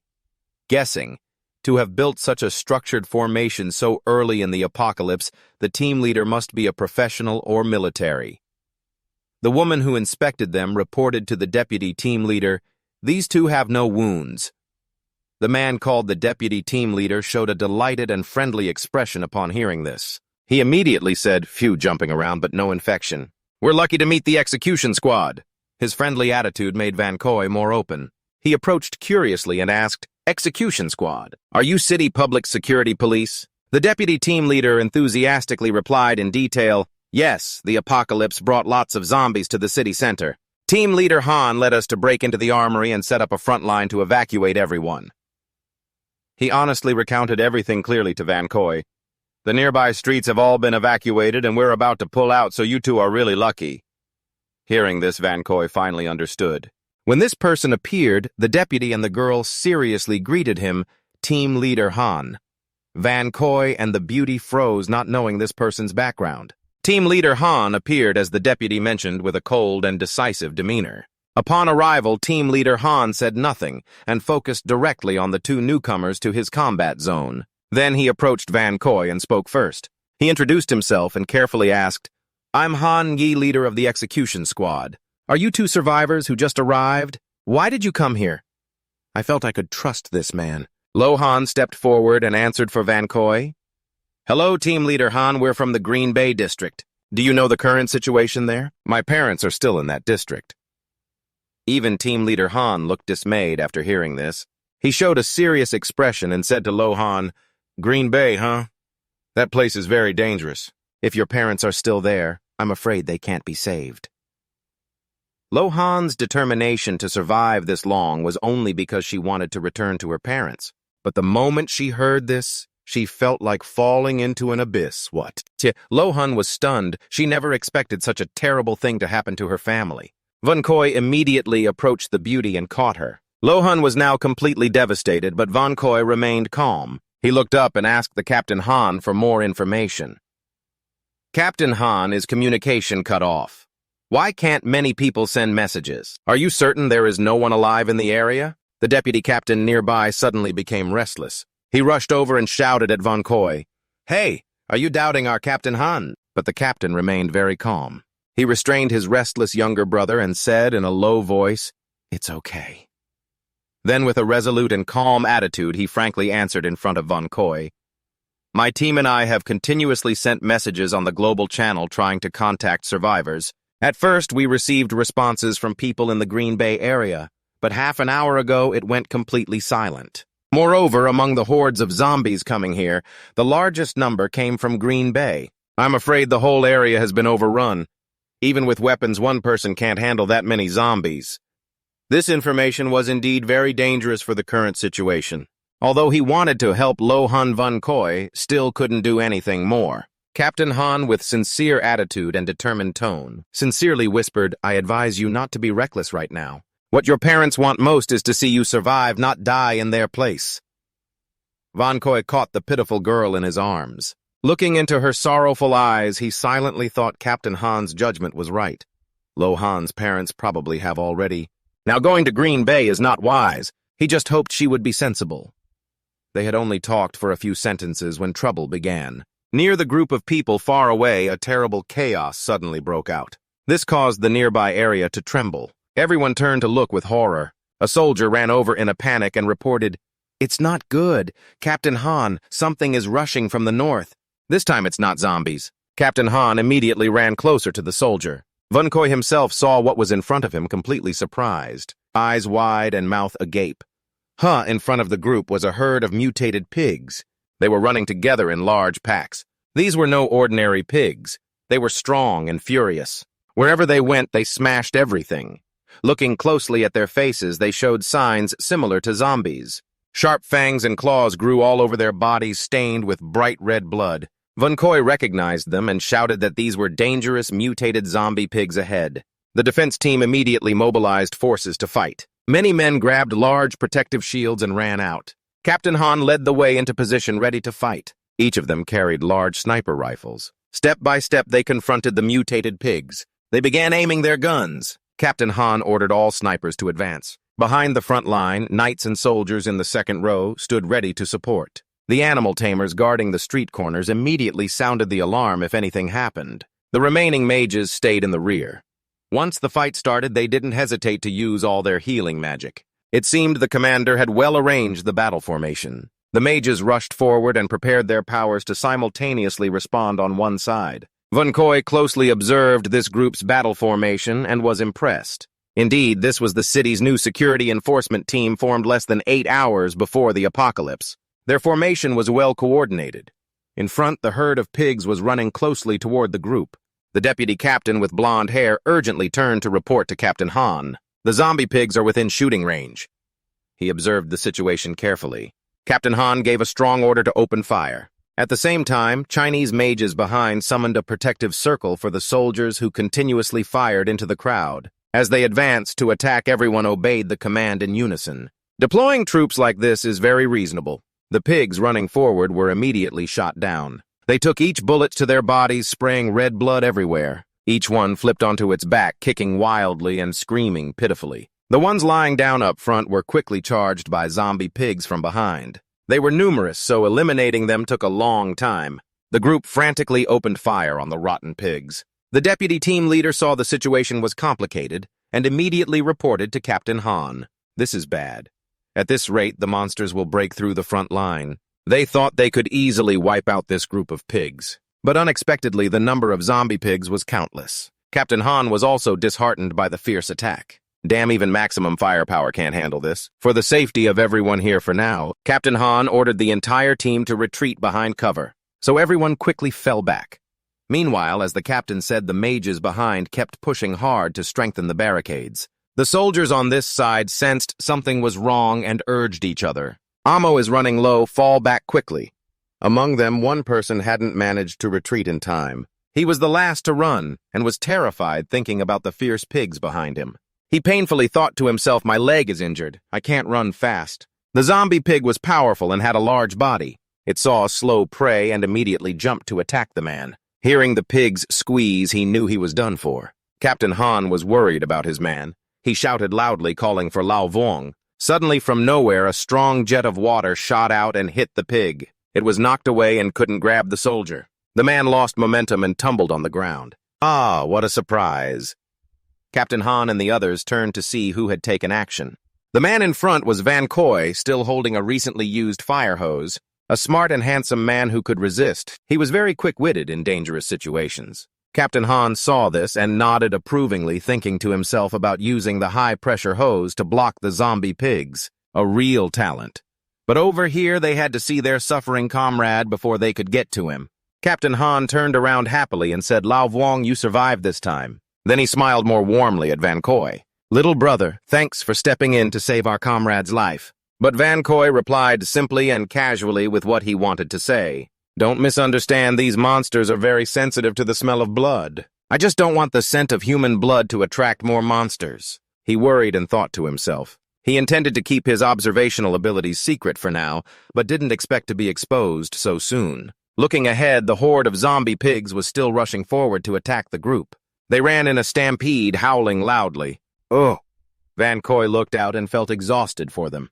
But how many of these pigs are left anyway? After ordering the snipers to retreat, Captain Han now made a bold move, ordering some forces with rocket launchers to move forward to provide cover. With the commander's order, most young men carrying large rocket launchers on their shoulders charged out simultaneously. They shouted in unison, each one expertly handling their rocket launcher. Like soldiers stepping out of military ranks, rockets flew at the monsters and exploded loudly, causing significant losses. Right after these rockets exploded simultaneously, many zombie boars were burnt black. They glowed and shook, filling the air with the smell of roasted pork and snot. Not stopping there, Captain Han's group continued firing large rockets at the pigs to kill them all. No matter where they ran, they were hit by bombs and bullets.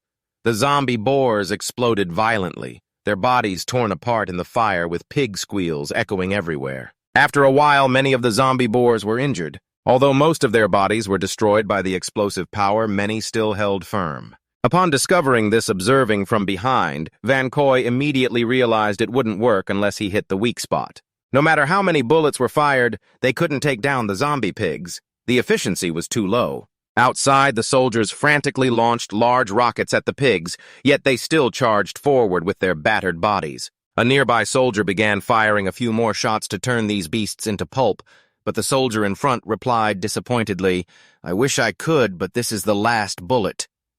He intended to use the last rocket, but Vancoy's sword suddenly blocked the rocket's tip.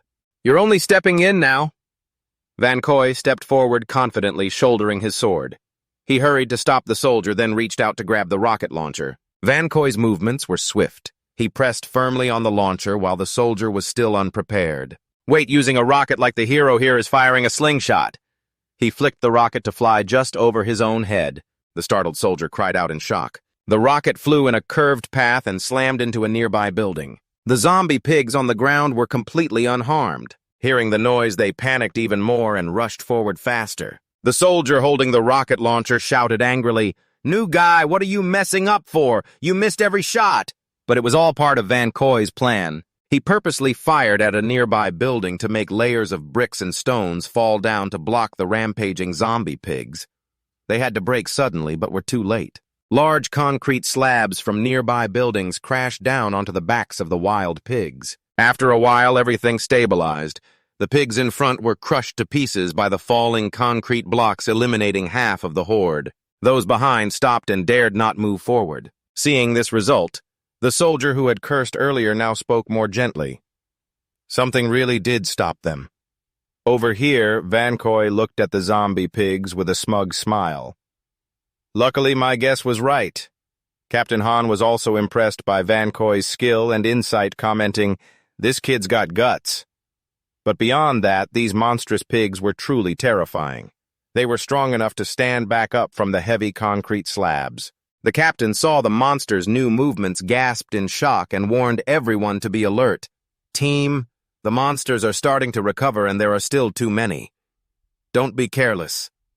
Vancoy pointed toward a distant smoke column and said, "Captain Han, do you see the nuclear power plant and the black smoke from the exhaust over there? The diesel generator's automatic emergency protection system hasn't been active for more than 72 hours. Over there are the wild pigs struggling to run toward us." Captain Han followed Vancoy's direction and suddenly realized, so that's what's going on. He hurriedly ordered the nearby man, "Vice Captain, I remember you're a professional electrician. Take your tools and lead people to the B cable area. Strip the tire to cut power where the wire core is exposed." The vice captain obeyed immediately. "Understood." The water pipe Vancoy had used to spray the wild pigs was dripping a little but had been shut off completely. Water still spilled and pooled across the floor. The group inside the base still hadn't taken any action. At this moment, water was flooding the street and the zombie pigs charged forward to attack, running madly and screaming. The vice captain brought a prepared electrical cable. The cable was already energized. He ran up and reported to Captain Han, "Cable is here." Captain Han quickly realized and threw it into the water, telling others to move away. The vice captain swiftly and carefully tossed the cable into the water, making sure not to get wet himself. He shouted a warning, "Get back!" The electrical cable energized the water immediately. The zombie pigs running through the electrified water were shocked, writhing in pain.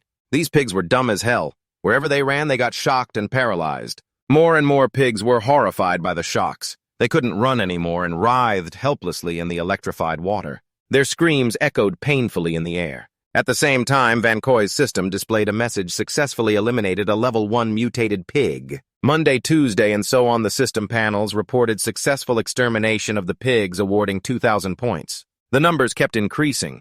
After a while, the herd of pigs was stunned by electric shocks.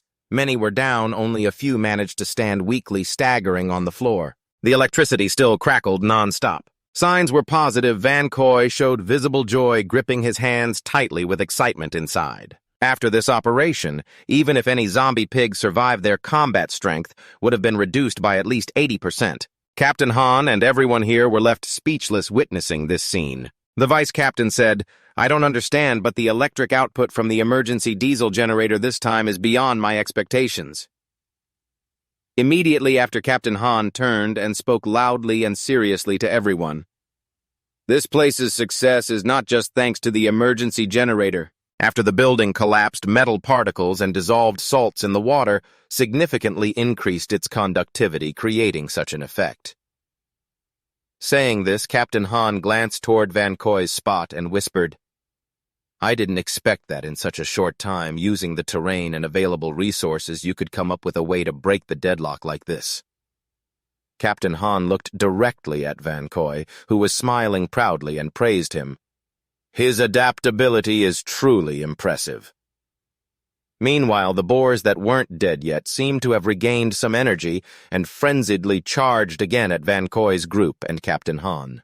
The captain immediately turned to face the zombie boars and said, "One thing to say, it's still a bit early to say we've won." Captain Han and all the warriors here each held up their shields and charged to fight back the boars. Captain Han ran ahead, shouting to kill the biggest boar. The boar lunged to attack Vancoy. It opened its mouth wide, aiming to bite Vancoy's head. He wasn't afraid and charged forward with his sword. Vancoy first blocked the sharp-tusked snout of the charging zombie boar. He tried to keep his balance by firmly planting both feet to avoid being pushed over by the boar. Vancoy gritted his teeth and endured. He then flipped, breaking the boar's push. The boar flew backward, keeping distance from Vancoy. Vancoy's strength was now at its peak. He easily put distance between himself and the furious boar and maintained his footing. Vancoy thought about the impact force, which was even stronger than a level 5 assassin. Even he struggled this much, let alone the others who only had shields they simply couldn't hold up. Right now, everyone in Captain Han's group had to fend off attacks from a zombie boar. The blonde vice captain urgently shouted that the captain couldn't hold on any longer. But in this critical moment, our smart Vancoy came up with a new idea. He said if things dragged on, it would be disadvantageous for their side.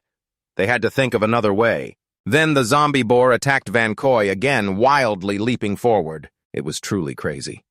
That massive body charged fiercely toward him. Yes, Vancoy used force to propel himself upward. He locked eyes, confronting the monster. Captain Han turned and shouted a warning, "Don't confront it head-on or you'll be taken down immediately."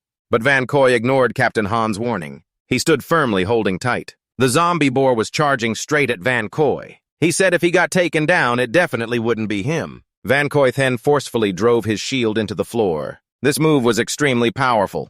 The floor cracked and sank. Vancoy took the large sword in his hand and stabbed straight through the hole on the shield. He smiled mysteriously and said, "You're a dumb pig, I'm fully prepared." Vancoy thrust the sword forward into the face of the raging boar. He charged straight at the pointed tip of the sword. It was partly eager to snap at Vancoy, but unexpectedly got pierced right through the head by Vancoy's sword strike. The boar completely didn't understand Vancoy's intention. Vancoy had pierced right through the boar's head. He followed it without getting hurt at all. At that moment, Vancoy's eyes flashed with a spark. He seized the opportunity, and immediately after, Vancoy pulled out his shield. He chose the wild boar's weak spot after it lost momentum. Vancoy slashed it several times with his sword. The boar was thrown aside, red syrup splattered everywhere. The system displayed a notice, successfully defeated a level 1 mutant boar and received 2,000 points. Standing over the boar's corpse, Vancoy smiled with satisfaction. His eyes flashed with a dangerous and cool look. He said, "You stupid boar, rest in peace." Vancoy's system notified his total current points, 140 points, and he received the level 1 necromancer skill. The system clearly showed Vancoy's current status. Vancoy is a beginner with village level 1 and accumulated 140 points. Occupation Dark Knight, Agility 9, Spirit 10, Stamina 10, Suitability 10%. Personal Talent Death Specialist.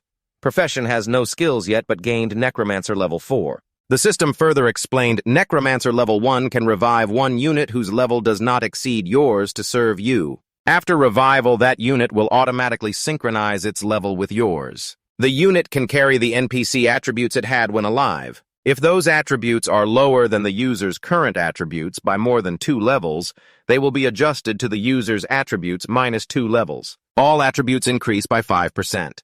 Note that at one time you can only revive one unit. If you cancel the revival bond, the target will immediately die. Currently, you cannot revive or control players as slaves. After reading everything, Vancoy became even more excited. He looked at it and said, "Necromancer, huh? Finally, I have a professional skill." Looking at the zombie boar he just defeated lying gasping on the floor, he muttered to himself to see how powerful this professional skill is. Yes, Vancoy smiled a bit brighter. He smirked to one side and said, "Rise, my love." At this moment, Vancoy's whole body radiated a dark power. He ignited the flames of hell. He clenched his fist tightly. "Come on, pig." Immediately, that aura imposed itself on the pig in front of him. It then stood up by itself. Blue hellfire burst all over its body. Its whole body now belonged to Vancoy. Its eyes were now milky white, swirling with dark energy. Standing before Vancoy, it was no longer aggressive like before. Now it bowed respectfully before its master. It was completely tamed and dependent. The deputy captain suddenly noticed this. He was startled when he looked over at Vancoy. He thought the boar Vancoy had just collected had come back to life. Behind Vancoy, he shouted loudly for the newcomer to quickly leave. That boar wasn't dead yet. It charged at the man. He was shocked to witness the strange phenomenon before his eyes. Vancoy had jumped onto the wild boar that had just awakened. At that moment, the boar turned its head back. It even carried Vancoy to attack its own kind. All of this made the deputy captain extremely confused. He exclaimed, "Knight boar rider up here?" Vancoy heard the deputy captain's words. He was a bit displeased, frowned with a dark face, and said, "Boar knight. What's that supposed to mean? Sounds awful." On this side, the boar snorted out a breath of air. It narrowed its eyes, aiming straight at its comrades. Vancoy had to think, but the fighting power of this boar suited him very well. Vancoy rode the boar at full speed. The pig charged swiftly. He held his cold demon sword and rushed out to confront the zombie pigs. Accordingly, Vancoy swung his sword while riding his first demon-replaced war pig, cutting down all the pigs ahead. They were blown apart by one slash from Vancoy. Then a series of system notifications appeared, announcing the successful defeat of Level 1 mutated pigs, awarding 2,000 points. Without mobilizing all the manpower in the base to fight the mutant pigs, everyone here saw Vancoy single-handedly take down all the pigs. The vice captain kept exclaiming, "So strong, wow." At the scene, Vancoy was still riding the pig. He handled this new pig skillfully. He kept slashing away, cutting down every pig in his path. Yet the demon-replaced pigs remained aggressive, charging to attack him whenever they saw him. One pig ahead foolishly flew at the pig, but Vancoy's tamed pig gave it a blood spray right to the throat. Vancoy's pig was stronger than ordinary ones. One bite and the pig in front collapsed. The system announced the successful defeat of a Level 1 mutated pig, awarding 2,000 points. Here many people also adopted Vancoy's method. They firmly planted their strong shields into the ground. The team captain then ordered the remaining members, "Everyone stay alert. Hold the line tight. Shooters with ammo cover that kid. Absolutely do not let him die." Everyone charged forward in unison. "Yes, understood, Captain." Meanwhile, Vancoy sat on the newly tamed pig. He swung his sword, and the captain's group aimed and fired wherever he struck. The pigs were continuously hit by the copper bullets and Vancoy's sharp sword. After a while, all the demon-replaced pigs were defeated. They lay scattered at Vancoy's feet along with the pig he had just tamed. It sensed no danger to its master and wandered around looking for any survivors. In Vancoy's sight, he saw a group of zombies lurking near the base. He quietly said next, "As long as we deal with these killers, it will be safe. We're done with the mutant pigs. Now it's time for the zombie group waiting far ahead." They caught the strong human scent here and immediately called everyone to attack all at once. The team captain over here was very happy. He cheerfully said loudly, "After this battle, our mission will be successfully completed. We can go home to see our loved ones. Now everyone grab your weapons, and let's wipe out the monsters in front of us." After defeating the annoying pigs, everyone seemed to lighten their burdens a bit. They punched the air, happily cheering, "All right, let's go." But unexpectedly, a loud voice called out, "Wait, don't kill them." Vancoy turned around in confusion and saw the most beautiful girl in our story. She ran up to Vancoy, turned to him, and asked, surprised, "Lohan, what's wrong?" Lohan showed a fearful expression. She was pale and drenched in sweat. At this moment, Vancoy was confused and filled with questions. Why is she reacting like that? Could it be? Two zombies in front, one male and one female. Their eyes glowed, mouths filled with sharp teeth. Their bodies had turned pale as they lunged forward. But Lohan directly greeted them, tears choking her as she said, "That's my parents. My parents." Vancoy knew there was no saving them. He shouted loudly, cutting off Lohan's words, "Lohan, don't come here. I know they are your family, but at this point it's impossible." He said coldly to her, "They now—" Just hearing this, Lohan froze completely. She was numb and dared not move. Right behind Vancoy, he sat on the mutated pig. He didn't even look at Lohan and said, "She no longer looks like the person you once knew."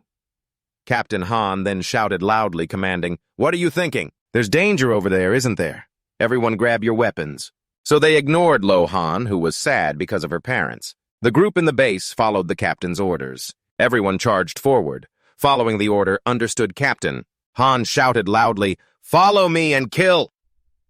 Lohan felt isolated as the busy crowd rushed past her. At that moment, two zombies, Lohan's parents, Vancoy rode his war pig up over their heads. He gripped his sword tightly and looked down at both of them. The two zombies lunged to attack Vancoy. They took a running jump to bite the flesh off Vancoy. When he arrived, he jumped high, and the zombie pig crushed the two zombies, Lohan's parents. The zombies behind, seeing the wild boar leap, scattered away. Vancoy jumped to the side and landed near the roadside. He braced himself to stand steady.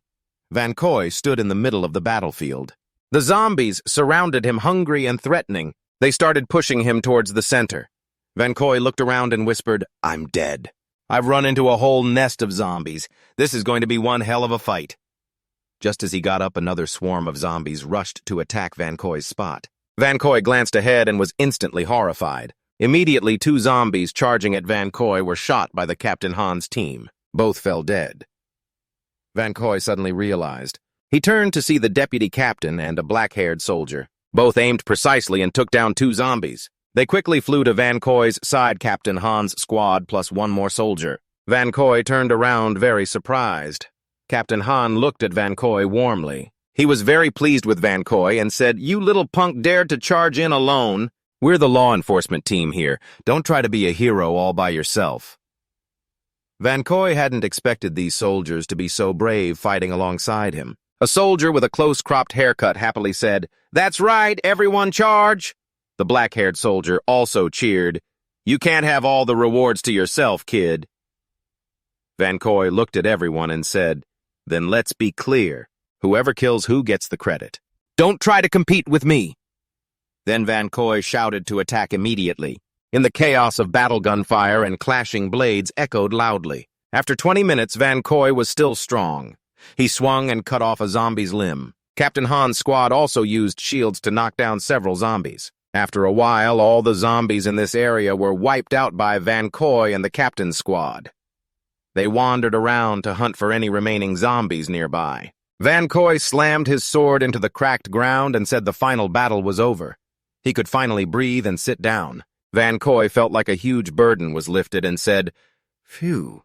Luckily, the law enforcement team cooperated, otherwise facing so many zombies alone I would have lost my life." After everything settled, Lohan hurried over to Vancoy, anxiously worried. "Vancoy, are you hurt? Let me treat you." Lohan had healing abilities, so she quickly restored Vancoy. A healing energy circle surrounded his arm as she loudly recited the holy light. "Yes, just a moment of healing." Vancoy felt his body stabilize. He said, "My wound is almost healed. You should go say goodbye to your parents." Hearing this, Lohan was puzzled and looked up to ask, "What?" Vancoy had deliberately let his pig crush the zombies. Lohan's parents were still trapped under the pig's massive body, continuously screaming, unaware, even when facing their daughter. After much effort, Lohan was able to see her parents, but by then they had completely changed. Lohan tearfully called out loudly to her parents. In this moment, she turned back and saw Vancoy standing beside her. She sobbed, thinking, "So he rushed out first to give me a chance to say goodbye." Vancoy held out the sword to Lohan. "Go ahead." Then Lohan took the sword from him. "Thank you." She held the sword given to her by Vancoy and slowly walked back to the two zombies, her father and mother, with slow and reluctant steps. The two no longer showed any signs of being human. Now both only sought the scent of fresh blood. They roared loudly in front of Lohan, restrained by the wild boar. Lohan gripped the sword tightly, but her hand trembled uncontrollably, tears streaming down her face. Lohan tried to stay calm. Through her tears, she said, "Mom, Dad, it's me." Vancoy nodded, worried for the young girl forced to strike her own flesh and blood. Anyone would find it hard to do. Vancoy nodded and said, "Let me do it." Lohan's whole body trembled with each wave, but she still tried to speak clearly. "My daughter is still alive, and she even found a friend to lean on. Mom and Dad, I will live well from now on." Like a miracle, the two zombies' reactions slowed. Maybe it was because Lohan's parents heard their daughter's words. The two zombies looked up at her. Lohan raised the sword high to free her parents. She was trying her hardest, gathering all her courage. Lohan said firmly, "Mom, Dad, don't worry about me anymore. It's time to end this pain." She raised the sword high and pressed down. She closed her eyes so she wouldn't see the scene. A long streak of blood splattered. It was the blood of Lohan's parents, whom she had freed with her own hand. Intended to help Lohan, but unexpectedly, she didn't even need his help. Suddenly, Vancoy was startled when the system announced, "Your undead teammate has died 3 minutes ago. You may now revive the next unit." After ending her parents with one sword stroke, Lohan accidentally killed Vancoy's zombie boar as well. She sat down, staring at the two motionless zombies lying in a large pool of blood. Vancoy then turned to look and was shocked to see Lohan had already killed his battle boar in one swift move. He felt devastated and screamed inwardly, "Brother Chu!" Lohan turned to see Vancoy's broken expression, but didn't understand why. Vancoy swallowed back his tears and whispered while crying, "This power is stronger than a level 5 undead. Yet this little girl killed it with her bare hands." Meanwhile, the captain's group gathered around the burning pile of boar corpses. Everyone shouted, "Quickly burn all these zombie pigs or we'll risk a second infection." Vancoy looked around at the now clean battlefield. There were no more zombie boars left to revive, but he still couldn't believe his warrior had died so pointlessly. Vancoy approached, shook the boar's body, and tearfully said to himself, "Brother True, wake up. Get up, take a few steps, and show me." At that moment, innocent Lohan still didn't understand. She even said to him in a choked voice, "Vancoy, these are my parents. So why do you look sadder than I do?" Vancoy looked at Lohan but didn't dare say, "Yeah, I'm not okay." Captain Han called from behind, "Is there any free mage? Someone here is injured and needs treatment." Lohan immediately turned and ran over, instructing, "Anyway, thanks for your help with my parents. You should rest first. I'll go help treat the others." Vancoy slowly stood and nodded. Okay. He considered that the law enforcement team had responsibility and limits. There were quite a few mages in the team, so they probably wouldn't be too wary of Lohan's abilities. Watching Lohan's hurried figure rushing to help, he whispered, "Besides, keeping Lohan busy for a bit might help distract her." Suddenly, a voice from nearby the system announced, "Hello, is anyone there?" Vancoy was startled and didn't know where the voice came from. He stood there looking around, trying to see who called him, but only Captain Han was standing nearby. Seeing Vancoy's strange expression, Captain Han asked curiously, "What's wrong with you?" Vancoy carefully asked Captain Han, "You didn't hear anything." Captain Han was also surprised. "Hear what?" Yeah, looking at Captain Han's face, it was clear he didn't understand. Vancoy didn't even bother to ask anything further. He turned away and said no more. "Yeah, it's nothing." Vancoy focused inwardly, thinking the connection had been restored, but it seemed only he could hear that voice. Could it be a transmission from the game interface? At that moment, that strange voice rang again inside Vancoy's head. Why is no one speaking up? Is everyone silent? Can anyone say a few words in Channel 8 just for fun? Vancoy felt annoyed. It's way too noisy. When did this game get a voice chat feature? Before long, Vancoy summoned the system interface. He looked at the system in front of him and wondered when a group channel like this had appeared. The system displayed options for party formation, private chat, and global chat. Suddenly, the system announced, "Congratulations, you have joined the post-apocalypse Wanderers party." Immediately, a beam of light summoned around Vancoy, and suddenly his hair, ears, and clothes seemed to be whisked away by a vortex. In no time, he was sucked into a dazzling, strange light and transported to a new space. He logged into a strange room with a round table where many others had been brought as well. Vancoy sat in chair number 7, stunned and still not adjusted. Vancoy looked ahead and thought to himself, "Is this my consciousness space?" He saw several dark silhouettes in front of him labeled 1, 2, and 3. He guessed that the NPCs hadn't unlocked the party chat feature yet. Where did this small group of 10 come from? There was no option to leave the group or invite friends either. Then Vancoy made a more cautious gesture. All members of this group had been fixed from the start.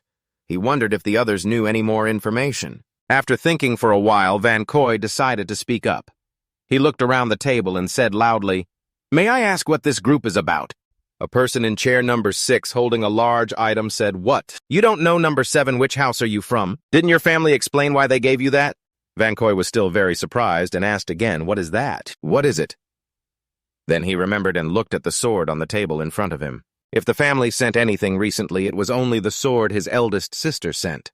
Could there be a secret inside that sword? A girl sitting in chair number 5, also carrying a sword on her back, spoke in a dark tone.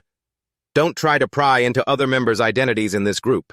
Although we are all post-apocalypse wanderers, whether we become friends or foes in the future is still unknown." Yes.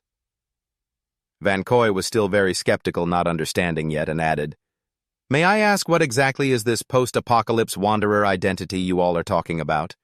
The woman just raised her head and was about to explain when the man in chair number 6 holding a shield quickly interrupted. I know, each post-apocalypse wanderer possesses a Titan divine weapon. 3 months ago, the Titan brain detected a dimensional anomaly descending to the mortal world, so it created 10 divine weapons and gave them to the 10 most powerful figures in Central Land. These 10 divine weapons are like a virus implanted in the game. They carry encrypted programs that constantly analyze game data to upgrade themselves. Those who possess a Titan divine weapon gain certain advantages. In other words, it's like having a submarine escort, making it hard for other players to kill you. Hearing this, Vancoy looked at the sword in his hand and inferred, "So this pure extinction blade is the divine weapon assigned to the Van family." Clearly, knowing this thing greatly increased his chances of survival. Yet his father and sister gave it to him, the one who left home. The person in chair number 6 next to Vancoy noticed he was lost in thought for a long time and seemed unhappy, so he leaned in with concern and asked, "Hello, number 7, are you still alive? Why are you silent? Suddenly spacing out is very rude, you know." "Yes." Vancoy heard it all, but was just unsettled. Then he gathered his calm, looked up, and replied, "Thanks, I'm listening. Is everyone in the group in the Middle East? How's the situation there? Are the great clans okay?" The man at number 6 made a throat-cutting gesture with his hand and said, "Tai Dan already gave a warning early on. The great clans have all summoned their disciples back from outside." "So why aren't you in the Middle East? Right now all the great clans are safe except for the old master of the Ta family who unfortunately turned into a zombie and was directly killed by his own son in the name of justice." Hearing this, Vancoy finally breathed a sigh of relief, closed his eyes, and replied, "I see." Thinking about it, it seems Van Ra probably doesn't have any big problems. Then the man at number 6 said, "Actually, I joined the group to ask if anyone knows what attribute the distribution rate refers to. Mine is only 10%. How about you guys?" The woman in the shadows didn't say anything, lowering her head with a somewhat thoughtful expression. "Yes," Vancoy answered immediately. "I'm also at 10%. The woman in seat number 5 just gently turned away and gave a simple uh-huh. The man in seat number 6 said, "So this is a unanimous figure. The system doesn't explain what it does either. It's really disappointing." Then everyone looked around and the man added, "Brothers, I'm logging off first. If anyone gets news, share it early." And just like that, the conversation ended quickly. Vancoy also returned to reality, holding his sword, standing in front of his dead zombie pig. After going through this, he thought, this conversation came completely out of nowhere, and these are people who are all wary of each other. We don't even know if what's said is true or false. But one thing's certain, the Tai Dan divine artifact is part of the game, and its effect might be beyond what I imagined. Something that cool, could it possibly carry some kind of super-intelligent system?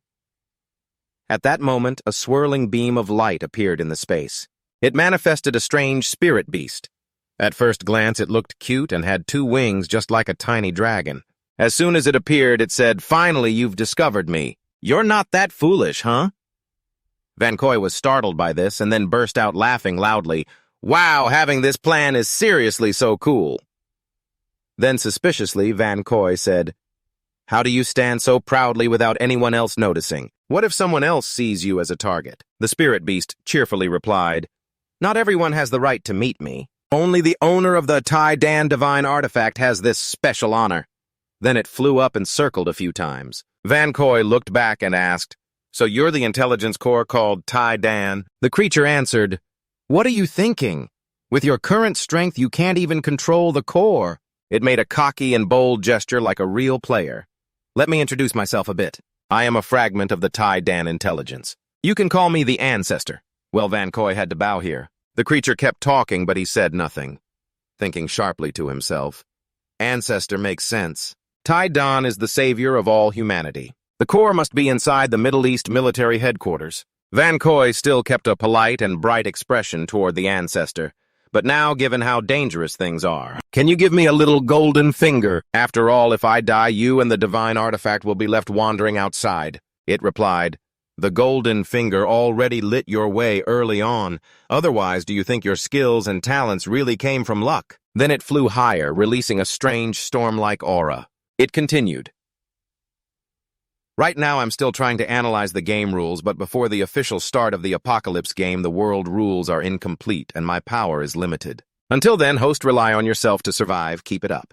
After saying this, it vanished right before Vancoy's eyes. He watched it go and muttered, "This system doesn't seem very reliable. Yeah, looks like to explain more info, I'll have to wait until tomorrow." The official start of the Apocalypse game is finally here. At this point, Lohan and Captain Hang ran over to him. Lohan called out, "Vancoy!" After helping Captain Han tend to the wounded soldiers here, she ran over excitedly and asked, "Why did you run out just now?" Vancoy said, "Nothing, you're busy. Finished." Captain Han approached Vancoy and replied on behalf of Lohan. Earlier, she helped our enforcement team with something important, treating a seriously injured team member. Lohan leaned against Vancoy and said, "No trouble at all, it was a small thing. Captain Hang then expressed his sincerity and asked, "What are your plans? If you don't know where to go, you can join our enforcement team." Vancoy politely declined. "Thank you for your kindness, Captain Han, but I plan to stay in the city." Vancoy had just finished speaking when Lohan grabbed his hand tightly against her large chest, blushing and shouting, "Stop showing off. I'll go with you wherever you go, I'll follow." Captain Hang also started assuming they were a couple. "If you two are that bold, I won't force it. Actually, the city walls are good.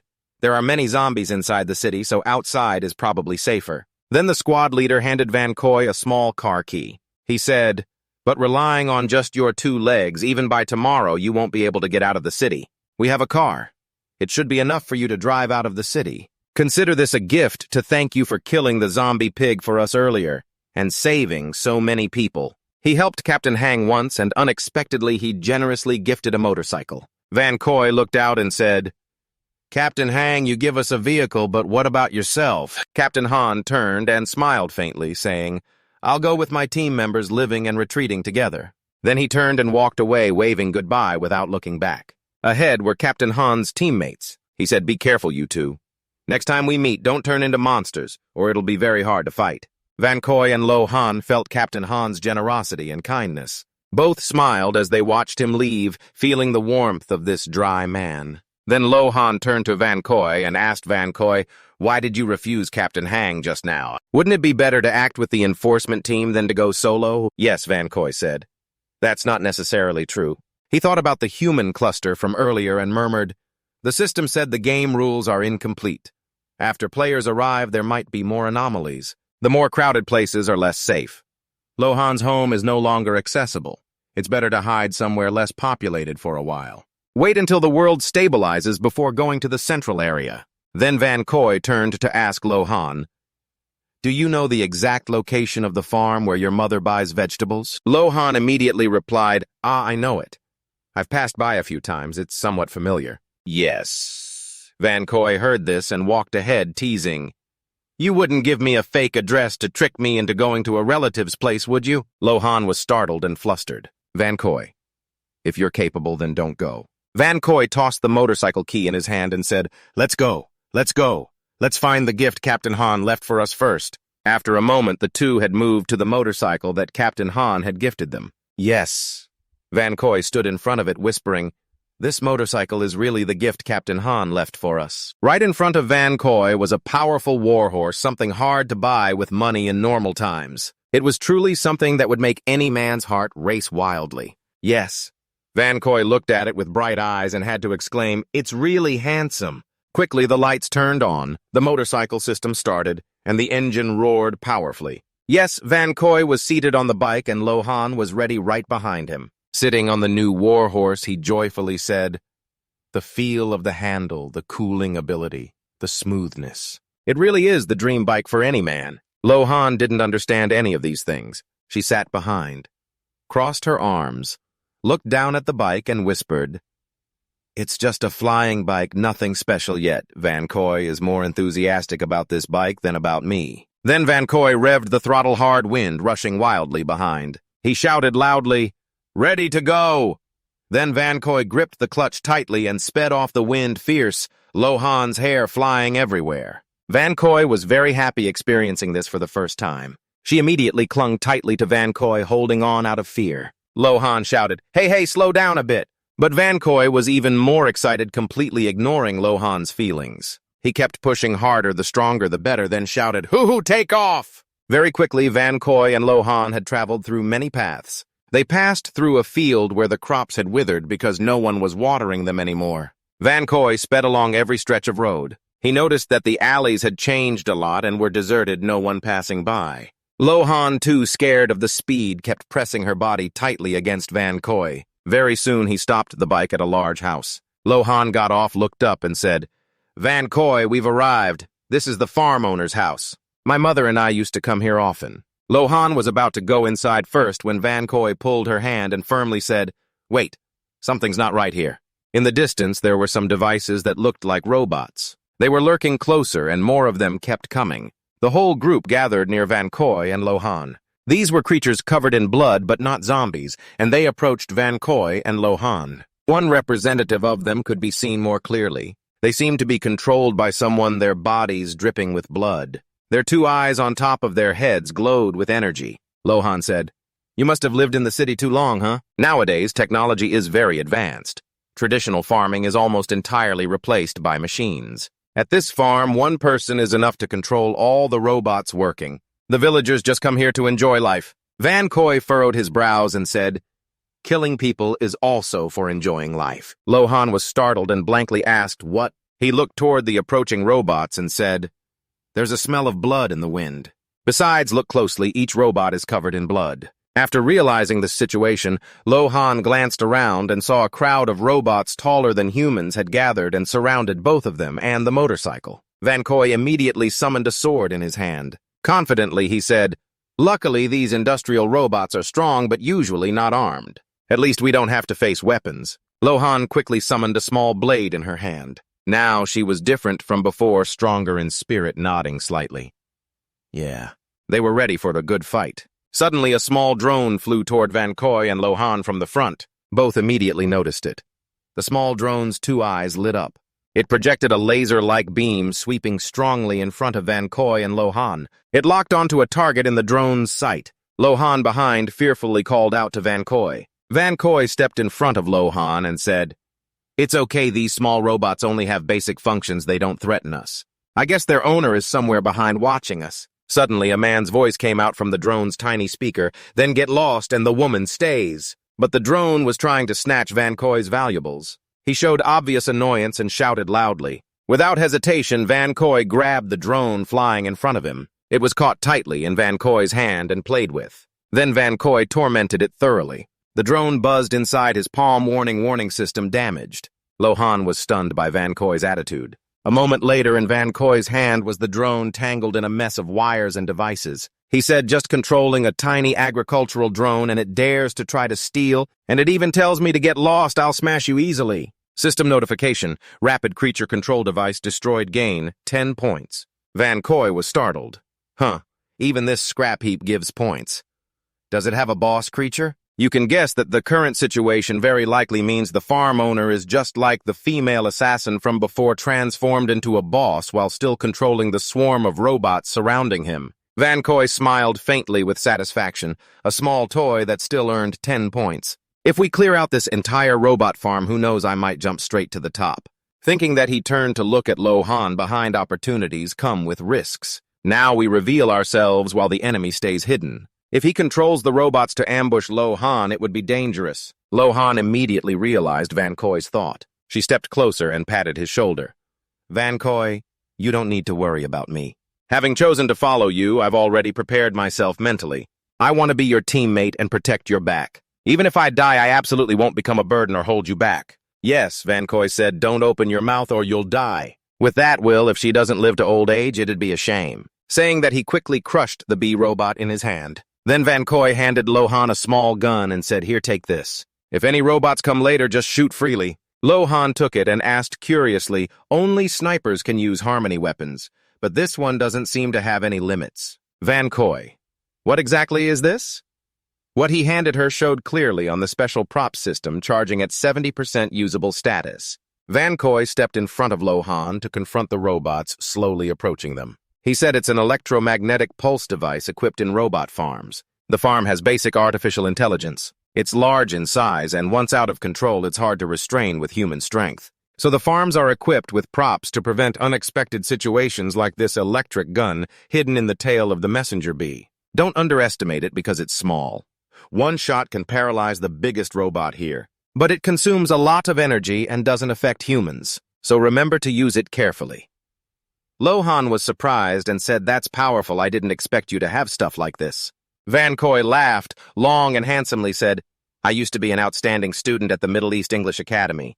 These mechanical theory basics are just simple knowledge." Vancoy took the sword and stepped forward with more spirit.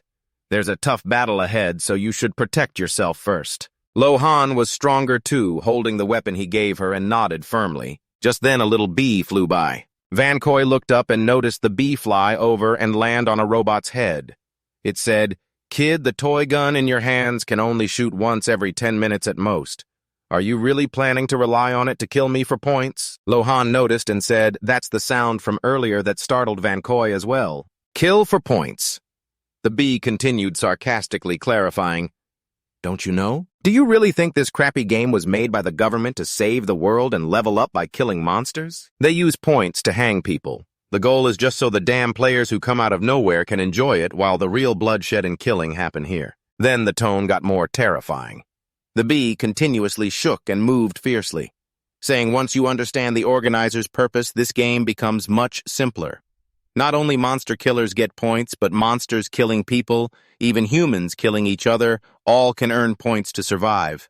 Realizing this, Vancoy's gaze grew more uncomfortable and determined as he looked at the robot in front. The bee right before Vancoy continued buzzing, just a small village like this can earn thousands of points. Can't anyone think of this, ha ha ha ha. Hearing this, Lohan couldn't control her emotions, biting her lip with a scared face, sweating profusely. The whole village was killed. Really demons. Vancoy pondered, and it's just the beginning. Less than a day, and they've already figured out how to kill people and steal points. Truly a ruthless scumbag. At first I hesitated whether to confront that scrap heap. Now I'm standing in front of a robot several heads taller than me. Vancoy held the sword proudly and walked closer, then said, hey, even if you kill an entire village, you'll only get a few thousand points, just a minor character not worth mentioning. He gave a determined, scary smile and continued, I am ranked 3rd on the leaderboard. My lowest score is still 10,000 points more than yours. Lohan worriedly shouted, Vancoy, what are you planning to do? What if this maniac targets you? Vancoy remained calm, giving a slight smile.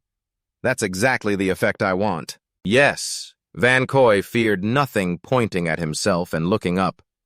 Don't you want to try killing me to see if you can get my points? The bee's eyes lit up as it responded, I believe whatever I hear. But the 3rd rank is anonymous.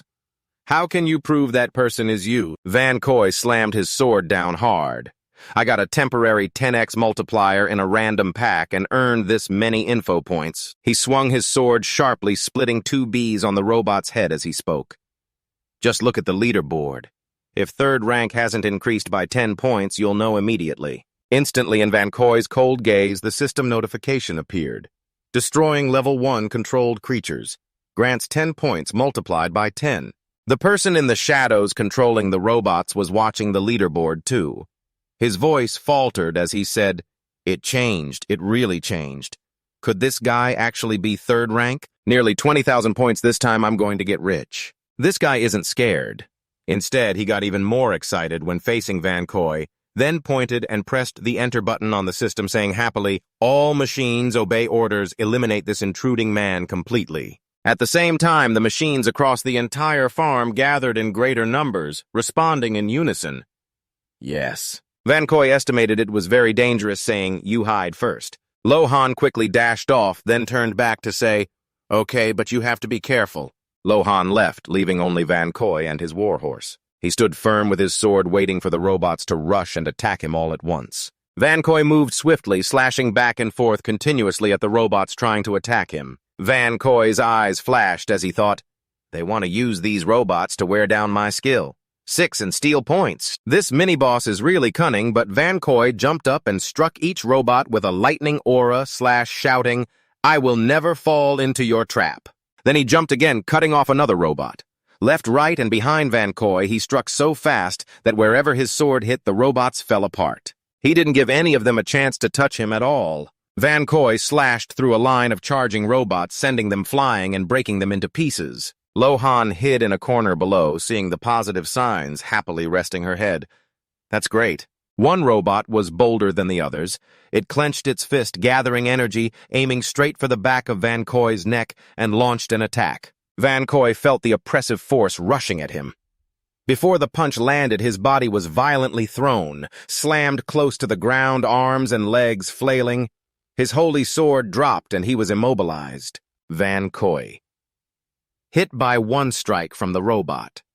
Vancoy lay face down on the ground, thinking, I'm done. That hit didn't completely destroy their energy cores. The robot's controller, noticing Vancoy on the ground, said excitedly, Flesh and blood body dares to dream of fighting machines. He controlled the robot to raise its hand in celebration. I claim your score speed. Suddenly, his black eyes widened and he shouted loudly, looking at the screen. Vancoy lies face down and the robot's body emits unusual lightning energy through the screen. He wondered what was going on. Then looking closer, he realized Lohan was that woman. It turned out Lohan used the gun Vancoy gave her to shoot the robot that had knocked him down. She was no longer timid, stepping forward to protect her teammate herself. Lohan pressed her lips tightly, trying to stay calm. Lohan has successfully destroyed one robot. The remaining robot turned to look at her system alert. This prop has 40% energy left.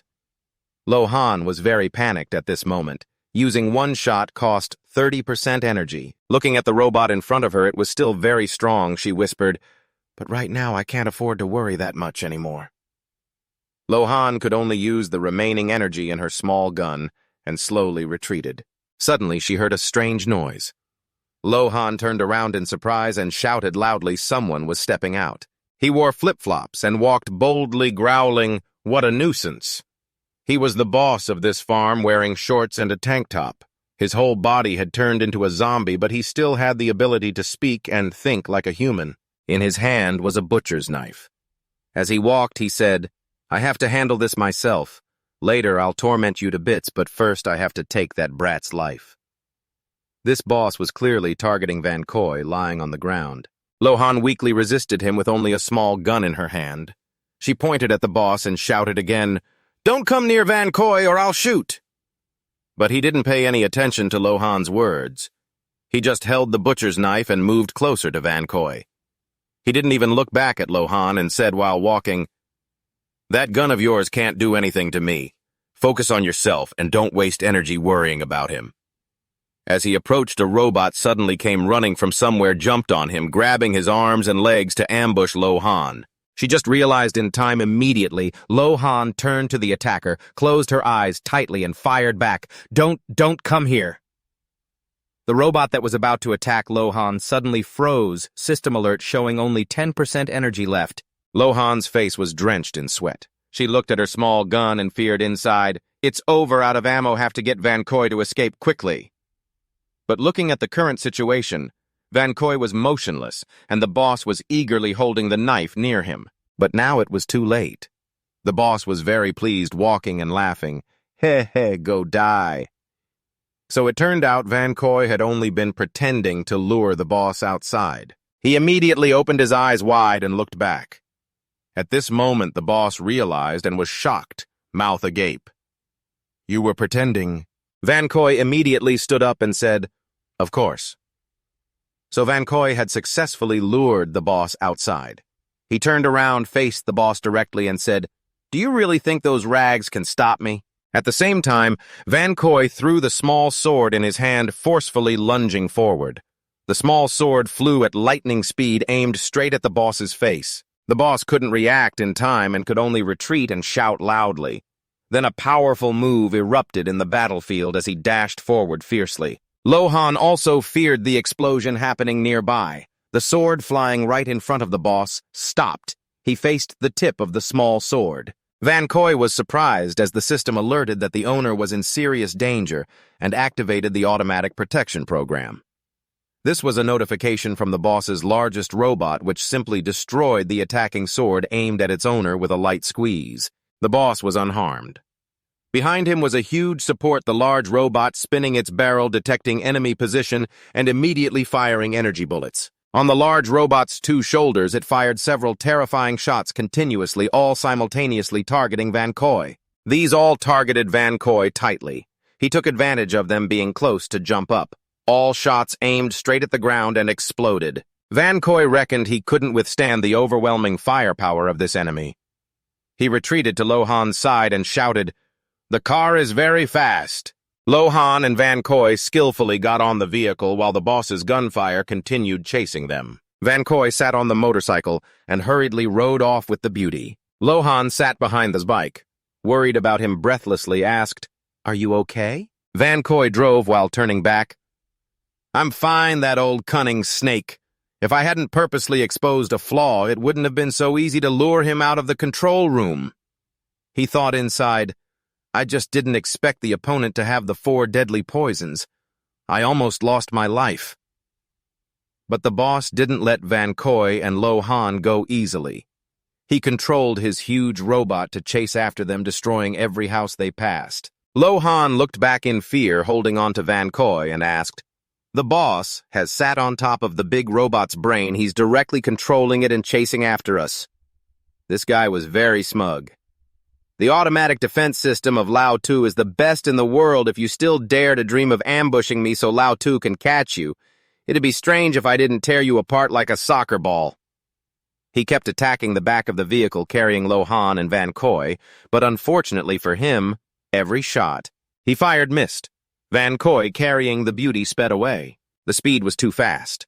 Lohan held tightly onto Vancoy and shouted, "It must be the army's deadly aura, but how did that thing appear on this farm?" Vancoy wanted to focus on keeping both of them safe for now. He skillfully weaved through the roads, then said to avoid for now and figure things out later. Lohan still held on from behind. This wasn't good.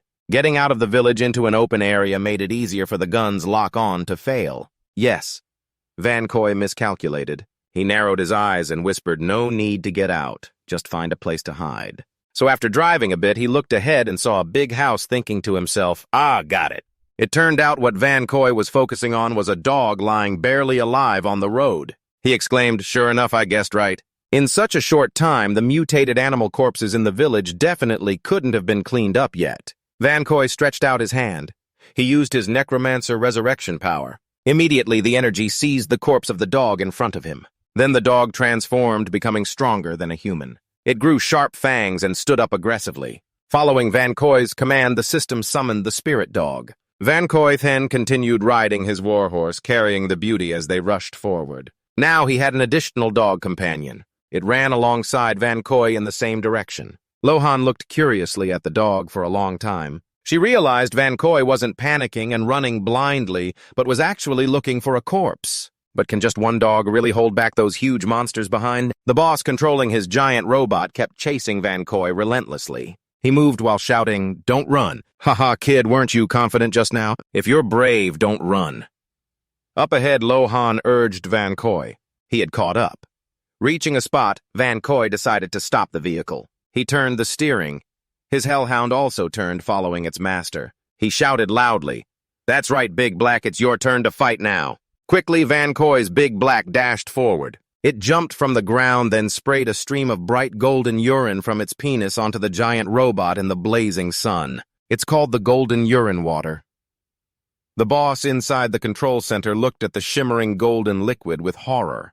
The dog's urine splashed onto the giant robot. Since it was protected by armor outside, it wasn't harmed at first. But even more surprising, the dog jumped right into the glass in front of the boss. It used its penis to block the boss's entire field of vision. Annoyed, he awkwardly controlled the robot arm to shoo the dog away. "Damn it, my view is completely blocked. Why does the smell of dog pee smell so strong?" His giant robot was struggling. Alert filtration system detected a large amount of strong acidic liquid. Then corrosion kept eating away at his robot's joints all over the body. He angrily shouted, "Damn dog, get off me now!" Meanwhile, the whole giant robot's body was rapidly corroded by the dog's golden urine. It clawed at the glass with both paws, and the boss could do nothing because of the small dog. At the same time, Vancoy charged forward with his sword. He said right now, Vancoy jumped up and struck the giant robot hard. Dark, fierce energy burst from his body. Inside the robot, the boss was hopeless. He gaped his mouth and looked ahead. "What is that?" Vancoy looked down from above. The robot's 2 legs were chopped off. It could no longer stand and fell backward. Vancoy's black fist jumped onto the robot's legs. The boss was also thrown off inside the cockpit. The giant robot announced joint damage detected. The control cabin activated intelligent emergency cooling mode. The air circulation intake had to switch to the injured knee joint position. At this point, the boss inside shouted angrily, "Damn it!" He was furious. Right after Vancoy ordered Big Black continue your performance. From the spot where the robot's leg was severed, Big Black took a running start and jumped very high. Then it landed firmly on the ground and growled, looking ahead. The dog now grinned wickedly. What was it planning? Once again, Big Black wanted to mark its territory. It stood there raising a leg and urinated again onto the robot's leg joints. The robot's system alarm detected a large amount of corrosive gas. The anti-intrusion program has been activated. The cockpit window will automatically open after 3 seconds. It's so automatic it's like squeezing the boss's balls. Then he had no choice but to scream, "Don't open the door, don't open the door." But since the system is set up that way, there's no avoiding it. Immediately the boss was thrown outside. Then the giant black dog, upon seeing the boss, lunged out like it hadn't eaten for 7 days. The robot system again announced detecting danger factors and activated automatic defense mode. That means if the robot shoots the dog, the boss will also be affected. This guy is even scared under attack from the mad dog. His own weapon. Don't shoot or explode, how can you? The stupid artificial intelligence doesn't understand human commands. Turn off the defense system for me. Command from the owner recognized. In this situation, the boss's giant robot had now stopped moving, missing both legs, and lying on the ground. And he was being dominated by Vancoy's giant black dog. He hurried over worriedly. Vancoy spoke softly. At first, I thought I'd have to fight this pile of scrap. By then, he had stepped closer. Vancoy proudly held the sword, emitting a strong aura, and said, "You turned off its defense program already. Now it's much easier for me." Vancoy pressed his gaze firmly and said, "Unexpected right. The intelligent system you were proud of is actually the key reason for your final defeat." The guy was in pain. He was dominated by the dog and had to watch his pile of scrap with regret. No, don't. Right in front of the boss, his most devoted giant robot was being stabbed hard by Vancoy's sword. It was being destroyed by him. The robot continuously emitted warning sounds. Core component damaged. Warning! The guy looked desperate, his voice no longer able to scream, "My mechanical machine!" "Oh no, my mechanical machine." System announces strong enemy defeated. You received 6,000 points. Vancoy stood on top of the huge robot. Its body now only good for selling as scrap. Yes, Vancoy now sets his sights on the second target. He glared at the boss and continued, "Next is your turn." The guy, restrained by the giant black dog, now had only a useless body left. He kept screaming and begging, "No, don't kill me! Don't kill me, I don't want to die." But Vancoy coldly held his sword and approached. He decisively raised his sword high. "Those who live here don't necessarily want to die, but you still killed them." At this, the guy had nothing left to retort. He clenched his eyes and with tears said a few words. Yes, Vancoy added. Using logic is much more effective than using land to persuade people. This is the truth. Immediately after, a spray of bright red blood shot into the air. It looked just like a volcanic eruption. System announces strong enemy eliminated. You received 1,000 points. 10 times total score accumulated 42, 8, and 60 points. Yes. Vancoy firmly held his sword standing before the boss's corpse. After eliminating the boss, he sighed. I wanted to keep a low profile at first, but if I'm not careful, I become the #1 man. System announces congratulations on reaching the top of the leaderboard. Current score is first place. Current rankings as follows. Vancoy 42, 860 points. Second is Vu Van Ton with 25, 870 points. Third is Phuong Kang with 24, 980 points. System further reports, maintain this rank and you will receive an exclusive title linked with NPCs at the end of the startup phase. Keep up the good work. Vancoy looked at his achievement and brightened up. He said, this feeling is really amazing. Lohan just finished checking her system display. She excitedly ran over to Vancoy and called out frantically, Oh my God, Vancoy, look! The world is in chaos. On the world system leaderboard, many accounts. Here's a comment from the account Vuong Beitong saying, quick look, that anonymous third-place rank just suddenly jumped by 20,000 points, leaving Ngi Trong Kat Ha and Phien Tung Quan far behind. Account Taekwha commented, no matter who is #1, we just hope someone can stand up to save the world. Lee Trunghua also spoke up. How can the fate of all humanity be entrusted to a brat? I disagree. An account named My Thun said, there are only 15 hours left until the startup phase ends. The fate of humanity still remains unknown. Will the true savior actually appear? And Vancoy thought not only in the world, but even within the secret Daily Walkers group some people are uneasy. Someone in his team asked, is the anonymous person who just climbed to #1 on the leaderboard in our group? At that moment, Vancoy suddenly joined that group. He once again transmitted himself inside to participate in the conversation of this mysterious group. And everyone here appeared simultaneously, no one was absent. A man with #2 stood up straight and looked around saying, After this startup phase of the game ends like this, we will all have to face unknown dangers. If you are in my group, I hope you can help me protect humanity. Your choice will greatly affect the fate of all humanity on Lam Tin. He deliberately said this for the mysterious figure Vancoy to hear. He thought in this small group, each person's identity is strictly kept secret. But number 1 and number 2 must be Vu Vuntun and Fung Kang. After all, those two are the most powerful people in the alliance. It's just unclear who ranks first. He looked at the people marked number 1 and 2 on the leaderboard. Their names were never anonymous. Probably to gather people's loyalty. As long as those two names still exist, humanity can hold on to hope. Then he looked again at the person ranked number 2. But now an anonymous person suddenly appeared and surpassed even the alliance icons. No wonder number 2 is so anxious. Then member number 5, the girl in the shadows, spoke up. We are all certified saviors fighting the invaders to protect Lam Tin. This should be something everyone wholeheartedly believes. This is also the consensus of all humanity on Lam Tin. Yes, he thought quietly that some people in this group want to be heroes. A man with purple hair raised both hands and said, So everyone is actually just a normal person. Is such a heavy responsibility really necessary? Everyone has their own fate. I don't want to be a savior at all. It's just putting my own life in danger. Yes, Vancoy heard this and thought quietly, Some just want to be ostriches. A long-haired man who looked very polite and dignified gently propped his chin and said, Courage is the anthem of humanity. As long as a group of 10 people holding the spirit unite to form a strong army, then not only can they counterattack the players, but even possibly take control of the game. After hearing all these words from those present, Vancoy internally assessed that some people use the title of savior, but have their own agendas. Rushing to take sides without understanding the invaders' rules is just asking for death. No need to decide a position for now. Just let things unfold. So he logged out of his group of 10. Now Vancoy turned to Lohan. Lohan, stop watching the World Channel. Get ready, we keep fighting. Lohan ran over to Vancoy and asked, But we just finished a battle. Aren't we going to rest a bit? But Vancoy said immediately, There are more important things than rest. Inside a large villa, a brightly lit room had the voices of Lohan and Vancoy. Try this, it's all natural product. It really smells good. Yes, after a full meal cooked by Lohan herself, Vancoy leaned back in enjoyment and said, Just realized this is our first meal since the game began. Next to him, the big black dog wagged its tail continuously. Luohan also felt relaxed, satisfied with the full feeling, I swear I'll never diet again.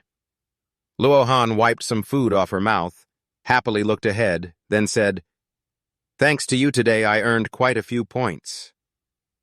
Recalling the moments from today, Vancoy stood behind Luohan, guiding her step by step. From now on, if you want to fight side by side with me, you have to be strong. These points are already available. Not taking them would be a waste. Yes, Luohan. Then she pulled hard on the weapon in her hand to attack a zombie. She struck hard while shouting loudly, I got it. I will try my best. System notification defeated a level 1 assassin monster, earned 10 points. System notification again, congratulations, you have entered the points leaderboard. Currently ranked 856th. As soon as Luohan saw the result, she was overjoyed. Awesome, I've made it onto the leaderboard. Back in reality, Luohan watched Vancoy pet his beloved dog and blushed, thinking deeply. He says it's for training, but Vancoy has actually spent the whole time protecting me. I must be the easiest person in the world to get on the leaderboard. Thinking this, she stretched her arms to relax. Luohan intentionally spoke loudly, running away all day covered in blood and sweat. Might as well take a hot shower, too. While washing her hands, she kept an eye on Vancoy. He saw her and casually said, There's a certain charm. That kind of silly happiness actually fits the apocalypse era. She responded, If you want to shower right in front of a grown man like me, you should at least be cautious. But Luohan was very bold and shot back, Be cautious of assassins, or cautious of you. If it's you, I don't need to be cautious at all. But if it's the dog, then maybe. Then Luohan placed her 2 firm breasts by hand. They seemed really full. At this moment, Luohan twisted her body. She turned around, blushing. The apocalypse is so dangerous it's true that two people are safer. Do you want to shower with me? Yet Vancoy coldly and decisively replied, No need. Luohan pushed further, wagging her finger. Come here, don't be shy. But Vancoy didn't bother. He looked down at his sharp-toothed zombie dog and rubbed its head. Who's shy? I just want to shower with Big Black. Today it made a big contribution. Later I'll do a spa session with you for fun. She was so annoyed she was fuming. Vancoy would rather shower with a dog than with her. She sulked in frustration and rolled her eyes. So Luohan pouted and went into the bathroom, then slammed the door shut. Vancoy startled. He looked over and sighed deeply, thinking, I'm not a monk who doesn't need women. But at a critical moment like this, I can't waste energy foolishly. Besides, most of Luohan's words are just jokes. When the apocalypse turns tragic, she just wants to smile to hide the pain of losing her parents. Scene shifts to inside the bathroom where Luohan alone clearly looked sad. She was trying hard to hold back tears. At this moment, Luohan lowered her face into the bathwater, pondering deeply. In less than a day, my life has been completely turned upside down. My parents are gone. There's no home to return to. I don't even know what the future holds. Luckily, Vancoy is still by my side. Actually, if I can rely on him and we can walk on together through the apocalypse, that would be good. But he's always so cold. Does he have no feelings for me? Luohan thought even more. She touched her two breasts with both hands and looked down, feeling a bit insecure. Actually, breasts are just breasts. Dumplings are dumplings. Peaches are delicious peaches. Why doesn't he like me? Or is it because I'm too big that no one likes me? Or maybe I'll pretend not to shower later and see how he reacts. Exactly 10 minutes later, the bathroom door opened. Steam from the hot bath water spilled out. Luohan decided, as she said. She stepped out, wrapped a towel loosely around herself, happily pushed her hair back, and walked out. Vancoy. I've finished showering. Unexpectedly, when she got there, Luohan saw Vancoy fast asleep, hugging his dog on the sofa. He must have been very tired today. Vancoy was already in a deep sleep. She immediately felt disappointed. She was furious inside. Straight guys really waste an old lady's charm. You go live with your dog. One night passed as the faint light from the open door shone in. This is what woke Lohan up. She squinted. Then Lohan hurriedly sat up and looked toward the light coming through the door that woke her. Lohan opened the door and saw Vancoy tying bags outside the big house. She asked, Vancoy, why are you up so early? It's only 5 o'clock. Vancoy was already awake and had changed clothes. He had also showered clean. He was sitting tying small bags and then turned to answer her. Awake already. Perfect timing. Come help me out. Lohan saw what Vancoy was doing but didn't understand, so she asked, Hey, what are you packing for? Yes, Vancoy said as he tied the bag in his hand.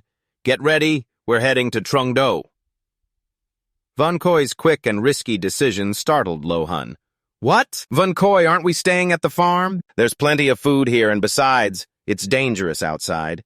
Who knows if Trungdau is any safer? When Vancoy heard this, he raised 3 fingers and said firmly, I've already thought about your concerns. I have 3 reasons for choosing to go to Trungdau. First, although the farm is safe, staying here isn't a long-term plan. Supplies here will only last us a week. Second, the main game officially starts in 6 hours. When the players land, there will definitely be even harsher massacres, and moving the base afterward will be even more dangerous. That's all. Lohan turned pale with fear. Vancoy summoned his sword in his hand and said, Third, my home is in Trungdau. Whether I live or die, I must go there. Holding the sword, he thought about confirming the safety of his family. Still, no contact with my sister, don't know how things are at home, don't know where she got this gear or why she gave it to me. I have to ask clearly. Hearing this, Lohan blurted out, Your home is in Trungdau. Are you some rich heir out experiencing life or something? If I go with you, will your childhood fiancé get jealous and try to harm me? This is just Lohan having watched too many Korean romance dramas. She shivered with chills just hearing that. What should I do now? What should I do? Vancoy looked out, not knowing what else to say to this woman. He thought to himself, This girl's imagination is running wild. She's already created 100 dramatic soap operas in a few minutes, but she's right. I really do have a fiancé with no feelings at all. So Vancoy quickly corrected himself. Stop imagining nonsense. Now that you're awake, come help out. The earlier we leave, the better. Lohan was startled outside in the yard, this time going far, so Vancoy and Lohan chose a terrain vehicle parked outside and said, "Finally almost ready." The two Lohan and Vancoy, after showering and changing into new clothes, both looked brighter and more beautiful. They also had a companion, a zombie dog, sitting on the truck bed full of supplies, barking, "Woof, woof." Vancoy looked toward the trunk and said, "Water and dry food are packed. Spare fuel and camping sleeping bags are all prepared. Two hover vehicles with high mobility, quite flexible, who knows when they'll come in handy, so we brought them too." So everything was ready. Vancoy and Lohan got in the car. He gripped the steering wheel, looking confidently ahead. "Let's go." Vancoy picked up his phone and started the timer. "Only 61 minutes left. We have to make the most of our time and get going." The system announced, "Congratulations to all NPCs who have survived until now. To make the game more interesting, a new rule will now be added." Just hearing the system announcement made Lohan visibly worried. It's the system. What is it planning now? Even Vancoy couldn't hide his unease. He whispered, "I have the bad feeling about this." The system clearly stated there were 60 minutes left to end the game's startup phase and begin faction selection. Players can choose to join the opposing player faction. Vancoy looked up and wondered, free choice? The system specifies that at most only 1/10 of humanity can become allies of the player faction, and if registrations exceed that selection will be based on rankings prioritizing those with higher scores. Those who want to join the players should make the most of the last moments to increase their scores. Friendly reminder. Not only killing monsters and gathering supplies earn points, but after killing NPCs you can also receive 50% of the target's current score. Reading this, Vancoy immediately felt uneasy. He gasped inwardly, "Damn it, killing NPCs counts for points too." This rule is nothing but openly forcing people to massacre each other. That means many will kill even their teammates just to join the player faction. Trust and order among humans will collapse in the blink of an eye. Vancoy glanced at Lohan and said, "Lohan, did you hear that?" Suddenly Lohan showed strange changes. Her whole body glowed and trembled. Vancoy shouted loudly, "Lohan!" Lohan's eyes suddenly widened as a beam of light appeared before her. Lohan was suddenly teleported to a strange place. She looked around confused, not understanding a thing. "Where is this? Where am I?" Lohan was involuntarily transported into a place where a figure stood. She stood in the center with a large winged altar in front, and a glowing crystal suspended high in the middle. Lohan walked over while calling loudly, "Vancoy, Vancoy, where are you?" Suddenly, a giant hand descended and stroked Lohan's head. The figure said, "Finally, you have arrived." Appearing suddenly before Lohan was a goddess with large wings glowing brightly as she flew over. This person approached and sent a voice to Lohan that she could hear clearly, the successor of the light. Upon seeing the woman, Lohan was terrified, activating her defense mode and stepping back. Who are you?" The woman shone brilliantly, smiling kindly, and said, "I am the incarnation of the light, the most mysterious existence in the Apocalypse game. Within your body, you possess the most essential power of light, which is why I answered your summon and came here." Accordingly, Lohan's entire body glowed. Suddenly, many rays of light surrounded her and radiated like a lamp. Lohan looked at herself in bewilderment and said, "The power of light." The woman continued, extending her hand forward, slowly closing her eyes and saying, "Join the player faction. Join the light temple, that is the only way." Hearing this, Lohan was startled, opening her eyes wide and looking at the woman spreading her hands out, releasing a strong radiance onto Lohan. She continued, "Only then can you become the King of Light, leading the light to fight against darkness." Standing before Lohan, this holy woman bestowed upon her a new power. Lohan looked at her hand and wondered, leading the light against darkness means I can save Lam Tin. With my abilities, can I really do it?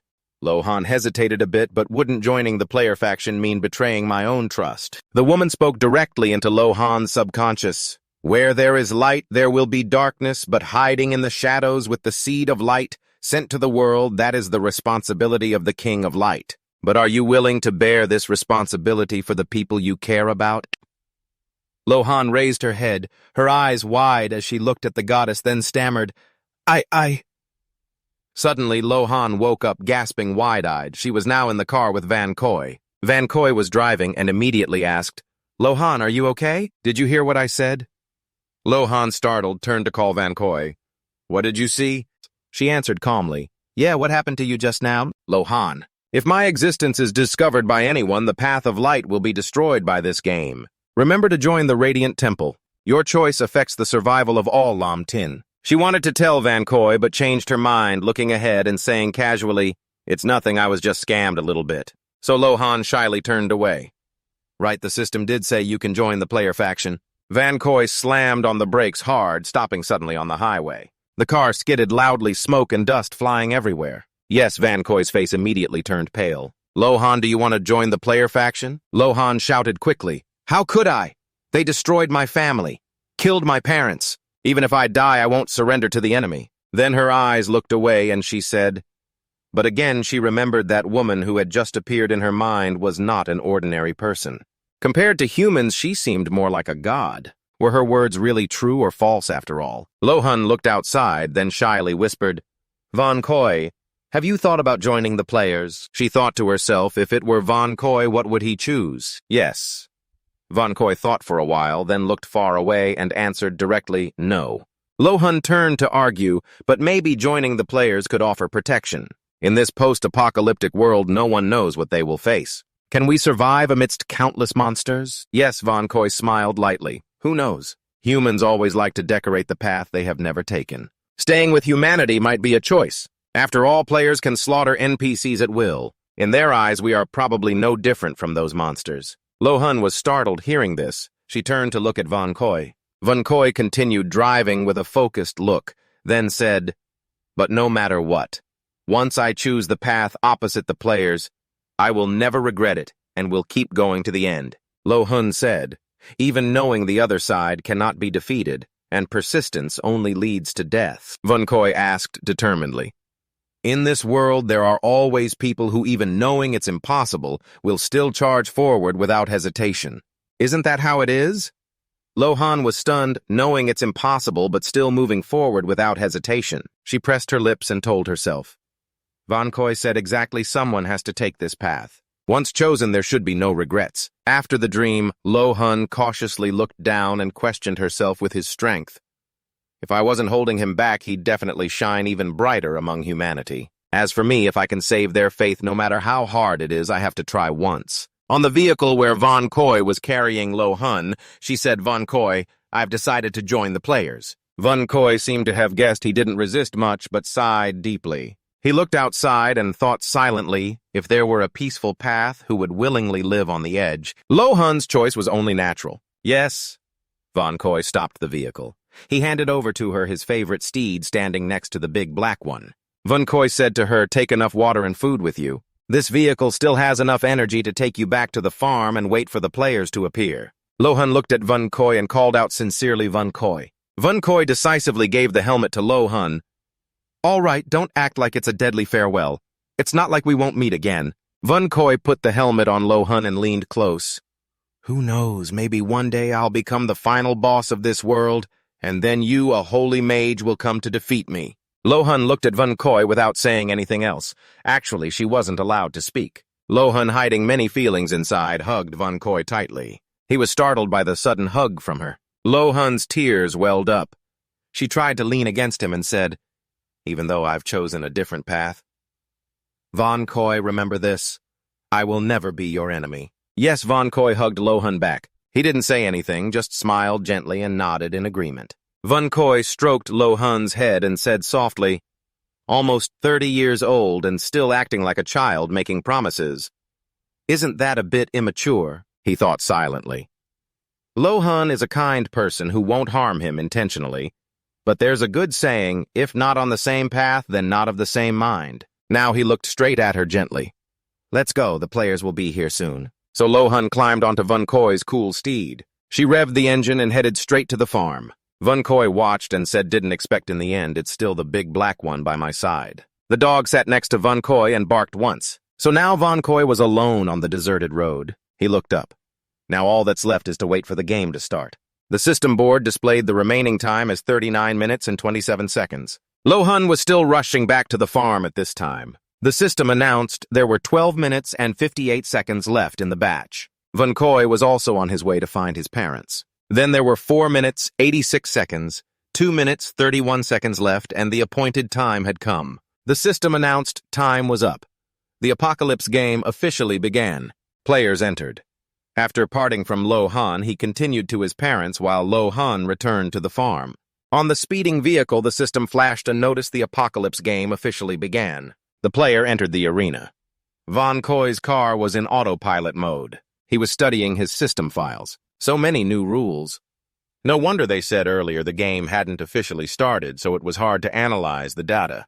Let me see what these rules actually are. The batch systems announced the game's warm-up time was over. All NPCs would be ranked and classified based on current scores. NPCs in the top 1% of the score leaderboard would receive the leader rank suffix. Levels would be adjusted according to the average level of the top 10% of players. Then add 2 levels. An NPC in the top 5 of the score leaderboard would receive the rank suffix trustee. Speed would be adjusted to the average of players outside the top 30%, then add 100. Remaining NPCs would receive the rank suffix elite common or gifted, depending on their final displayed score. A range clearly showing leader 1%, deputy 1% to 5%, elite 5% to 30%, common 30% to 50%, and novice 50% to 100%. After reading this, Vancoy held it and said his score should be enough to get a leader rank suffix. Just don't know if there's a way to actively level up. Another system notification said only players could gain experience and level up by completing tasks in the game. NPCs don't have this function. Reading this, Vancoy felt disappointed. NPCs don't get experience points, so our level is entirely determined by suffixes. It can only increase with the general level rise of players. Truly a tool from head to toe. After classification and ranking, the system announced scores would automatically convert into Zhongjang Apocalypse currency at a rate of 10 to 1. So Vancoy clicked on his personal attributes. Luckily, during the warm-up phase, he had earned enough points. The system showed 2 consecutive notifications. Congratulations on receiving the leader rank NPC suffix. All attributes increased by 25%. With this suffix level automatically adjusts to the average level of players in the top 10% plus 2 levels. The system clearly displayed for Vancoy NPC leader rank. Title Peerless. Profession Death Knight level 12. Strength 52. Agility 67. Spirit 54. Constitution 54.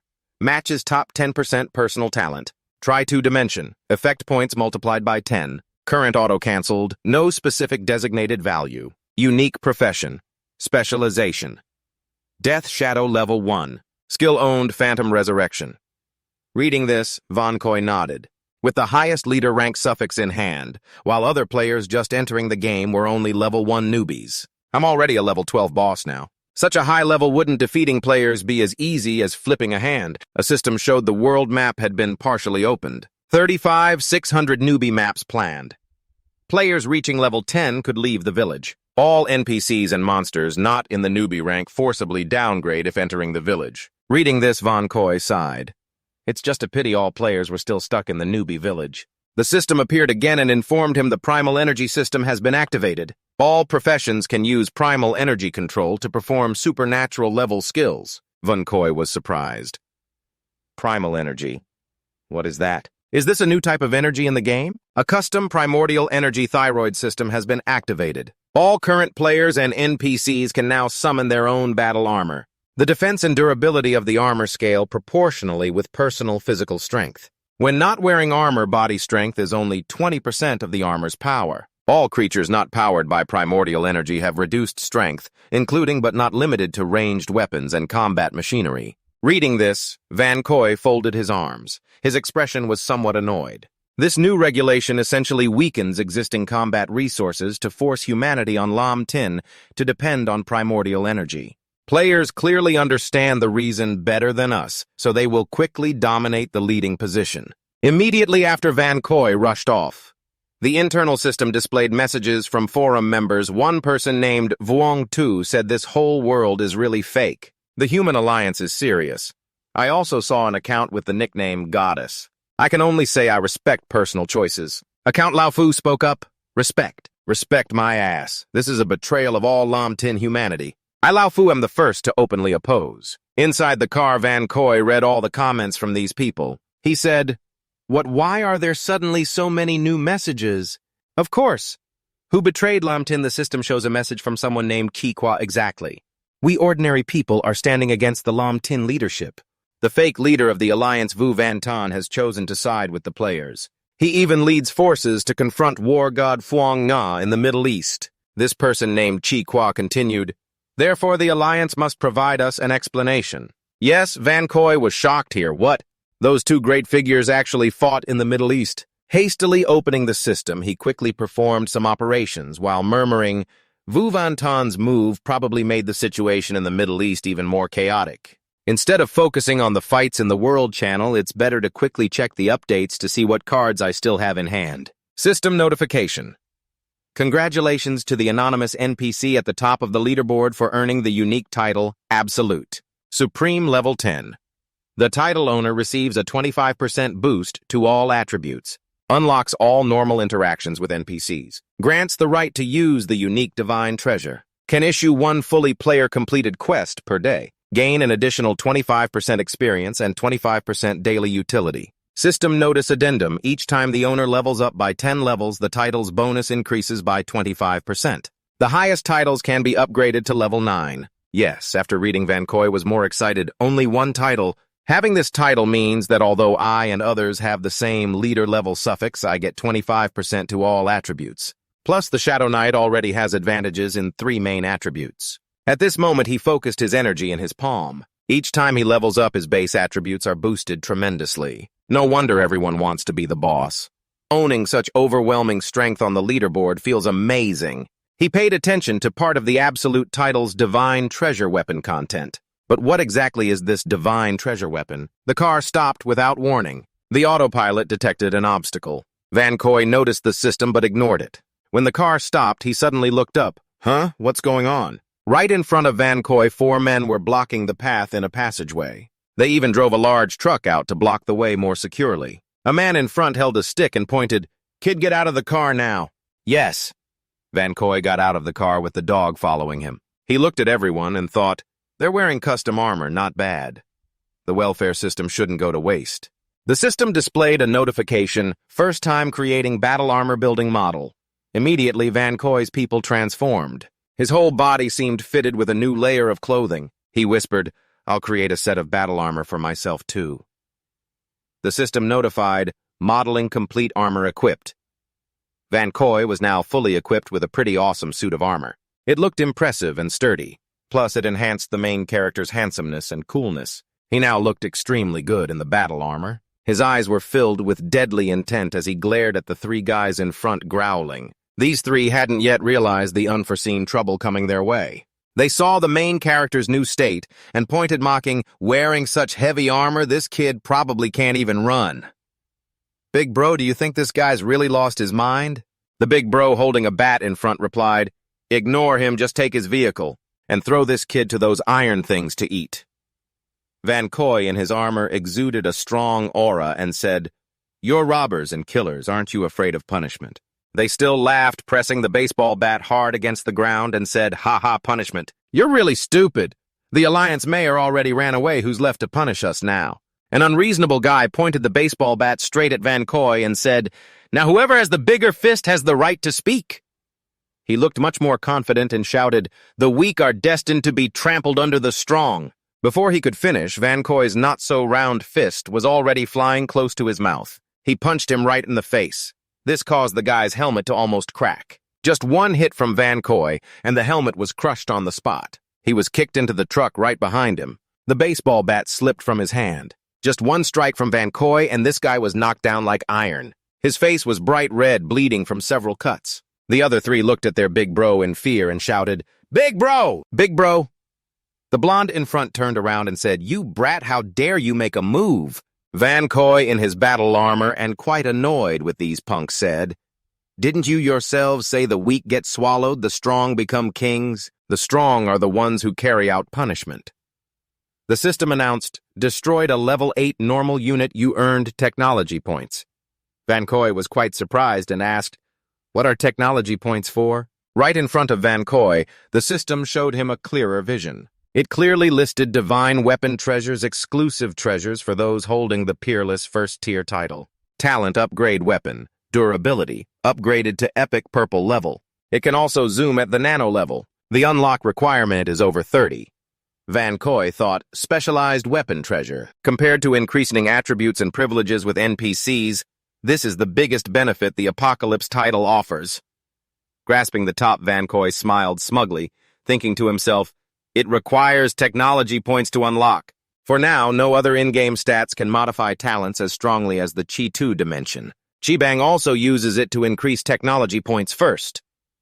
He immediately activated the Chi 2 dimension. Accordingly, Vancoy's whole body erupted with a terrifying magical power. He charged forward like a nightmare at an incredible speed. System notification, adjustment successful. In the future, technology points obtained from divine weapon treasures will increase tenfold from the original amount.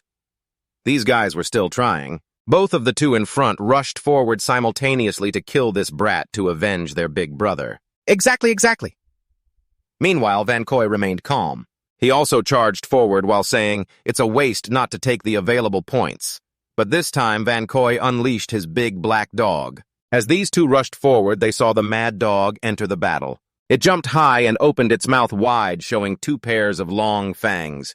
They were startled and lost momentum as Vancoy's big black dog leapt onto the red-haired guy. It bit his neck and red blood sprayed out like a volcano. The blonde guy saw this and almost fainted. His face turned pale green, sweating profusely. Damn it can tear through armor. How can a dog be this strong? Vancoy, surrounded by a magical power aura, praised the dog. Well done, Big Black. He whispered, reborn spirits are the same level as their owner and get an extra 5% to all attributes. In other words, Big Black is a level 12 elite battle authority. Even when released in the wild, it's enough to dominate an area. Meanwhile, there was still one guy behind. He watched as Vancoy's big black dog tried to snatch the fresh meat from his teammate. Terrified, he tried to run away, but Vancoy's sword blocked his path. With one thrust, Vancoy pierced through the container truck's wooden post. Vancoy stood close to the fleeing guy. The man buried his face in Vancoy's large blade, trembling. Vancoy said fiercely, why are you in such a hurry? Stay and play a little longer. Under the beautiful sunlight with clouds drifting slowly, the echoes of the man's screams could be heard. System notification appeared. Eliminated 3 normal level units you received, 30 technology points, 10-fold divine weapon treasure. Vancoy stood before the bodies he just defeated. He looked down and said, not a bad haul, now I can almost unlock the treasure feature. Suddenly, a stranger smiled lightly and said, even as an NPC, you're pretty strong.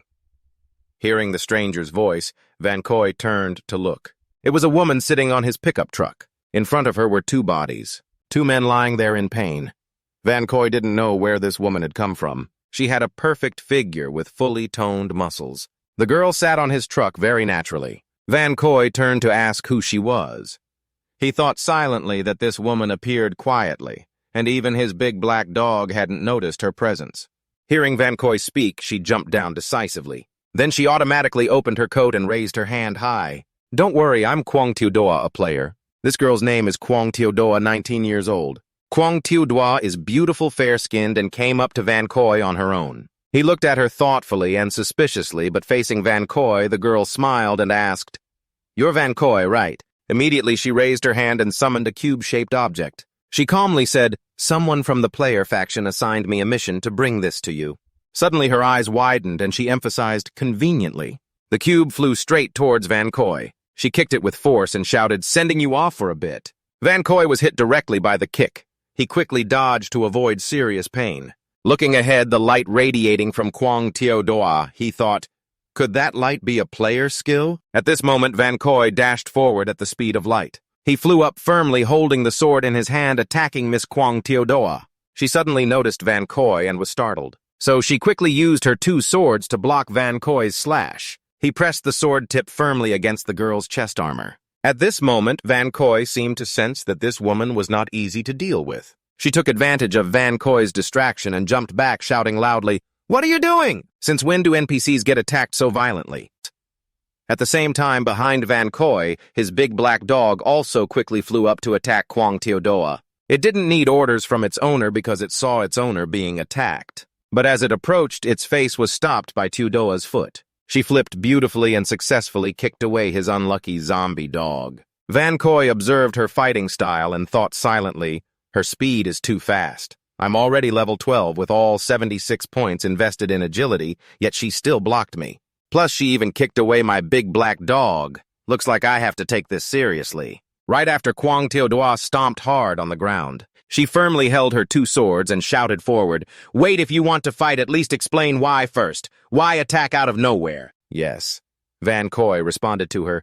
"Weren't you the one who struck first? Your whole body glowed just now, clearly trying to use a skill to ambush me." Kwang Teodoa was startled, but acted as if she didn't understand. She replied, "Ambush, what are you delusional? That glow is just from me completing a quest and getting experience points." She was annoyed and shouted over to Vancoy, "The player faction sent me a bunch of supplies to deliver to you. If I were trying to ambush you, why would I bring you all this stuff?" Even Vancoy's big black dog was confused. It looked at the supply box she brought to him. "Yes."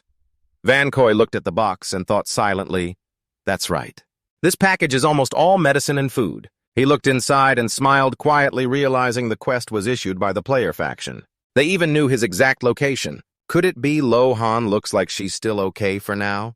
At least no need to worry about her safety anymore. Yes, Vancoy felt this girl wouldn't harm him. He put away his weapon and stopped guarding. He slowly stepped closer and asked her, "What do you mean the quest was issued?" She also put away her weapons and replied, "Don't you know? This is a special skill exclusively for NPCs like you. The higher the NPC's suffix, the bigger the experience rewards from their quests." Then Kwang Teodoa winked at him. "The person who sent me the supplies also issued a second quest requiring me to escort you safely to the next city. Completing the quest will earn you 20 Apocalypse coins. Because of the Apocalypse coins, I will definitely protect you well." Yes, Vancoy heard this but didn't care at all and just walked away. He also told his dog, "No need to come, Dahak, let's go." Hearing this, Kwang Teodoa looked visibly disappointed. She hurriedly ran after Vancoy's vehicle. "Aren't you taking me with you? I'm strong, one sword can take down a small monster." Vancoy still firmly refused the beauty. "Sorry, I'm an NPC with no interest in accompanying players." After saying that, he revved the engine and drove away coldly. Yes, Vancoy drove the car out to the suburbs. Kwang Teodoa couldn't complete the quest and also got a load of criticism from Vancoy, making her so angry she could steam, "Hey, if you don't take me along, how am I supposed to complete the quest?" Yes, as Vancoy left, he looked at Kwang Teodoa's figure in the rearview mirror. He thought silently, "This girl may be strong, but after all, she's still a player. To her, at most, I'm just considered a high-level little monster. Keeping such a dangerous element nearby, who knows, one day I might get stabbed in the back. Besides, having her with us is also not reassuring." Discover the function of the divine weapon treasure. At this moment mentioning it, Vancoy immediately opened the system. He could unlock the first level of the divine weapon talent tree. "Do you want to unlock it?" Vancoy clicked yes. He said, "Just 2 tech points are enough for me to check what this treasure is actually useful for." The system immediately opened. The talent tree was activated. This time it cost 30 tech points. Another system patch added. All weapons will have their durability upgraded to S level 3 and can be transmitted and received at the nano level. Vancoy then turned around. He was surprised to see his weapon transform. It shone sparklingly with many sources of aura surrounding it. Vancoy looked at his sword, then picked it up and exclaimed, "Awesome!" Then the durability was upgraded to the highest level. Now I don't have to worry about my weapon breaking easily, but it's also too magnificent. Luckily, Kwang Teodoa didn't see it just now. Just as he thought that, Vancoy suddenly turned around. What the hell? He thought the girl had given up. But unexpectedly, where did she find a bike to ride? According to Vancoy, at rocket speed, she was pedaling hard while shouting, "Theo, because today Miss Matnyate will stick with you until the end." Vancoy, don't escape from me, yes. Vancoy turned and saw the thick-skinned face of this girl chasing after Theo. He also turned pale in fear. How did she catch up so fast? Just on a rickety bicycle, too. At this moment, the girl had caught up to Vancoy's car. He turned his face away and thought to himself, "Just let it go, pretend she doesn't exist." Kwang Teodoa enthusiastically shouted through the window. "Vancoy, can you hear what I'm saying?" On the system board, a pinned notification appeared.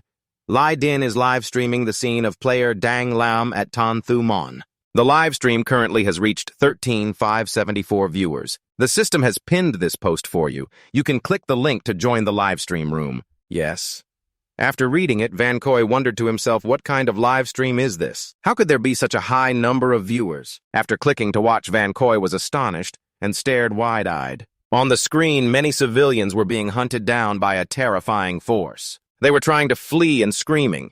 There were also women and children. A man was crying out desperately. "Run quickly!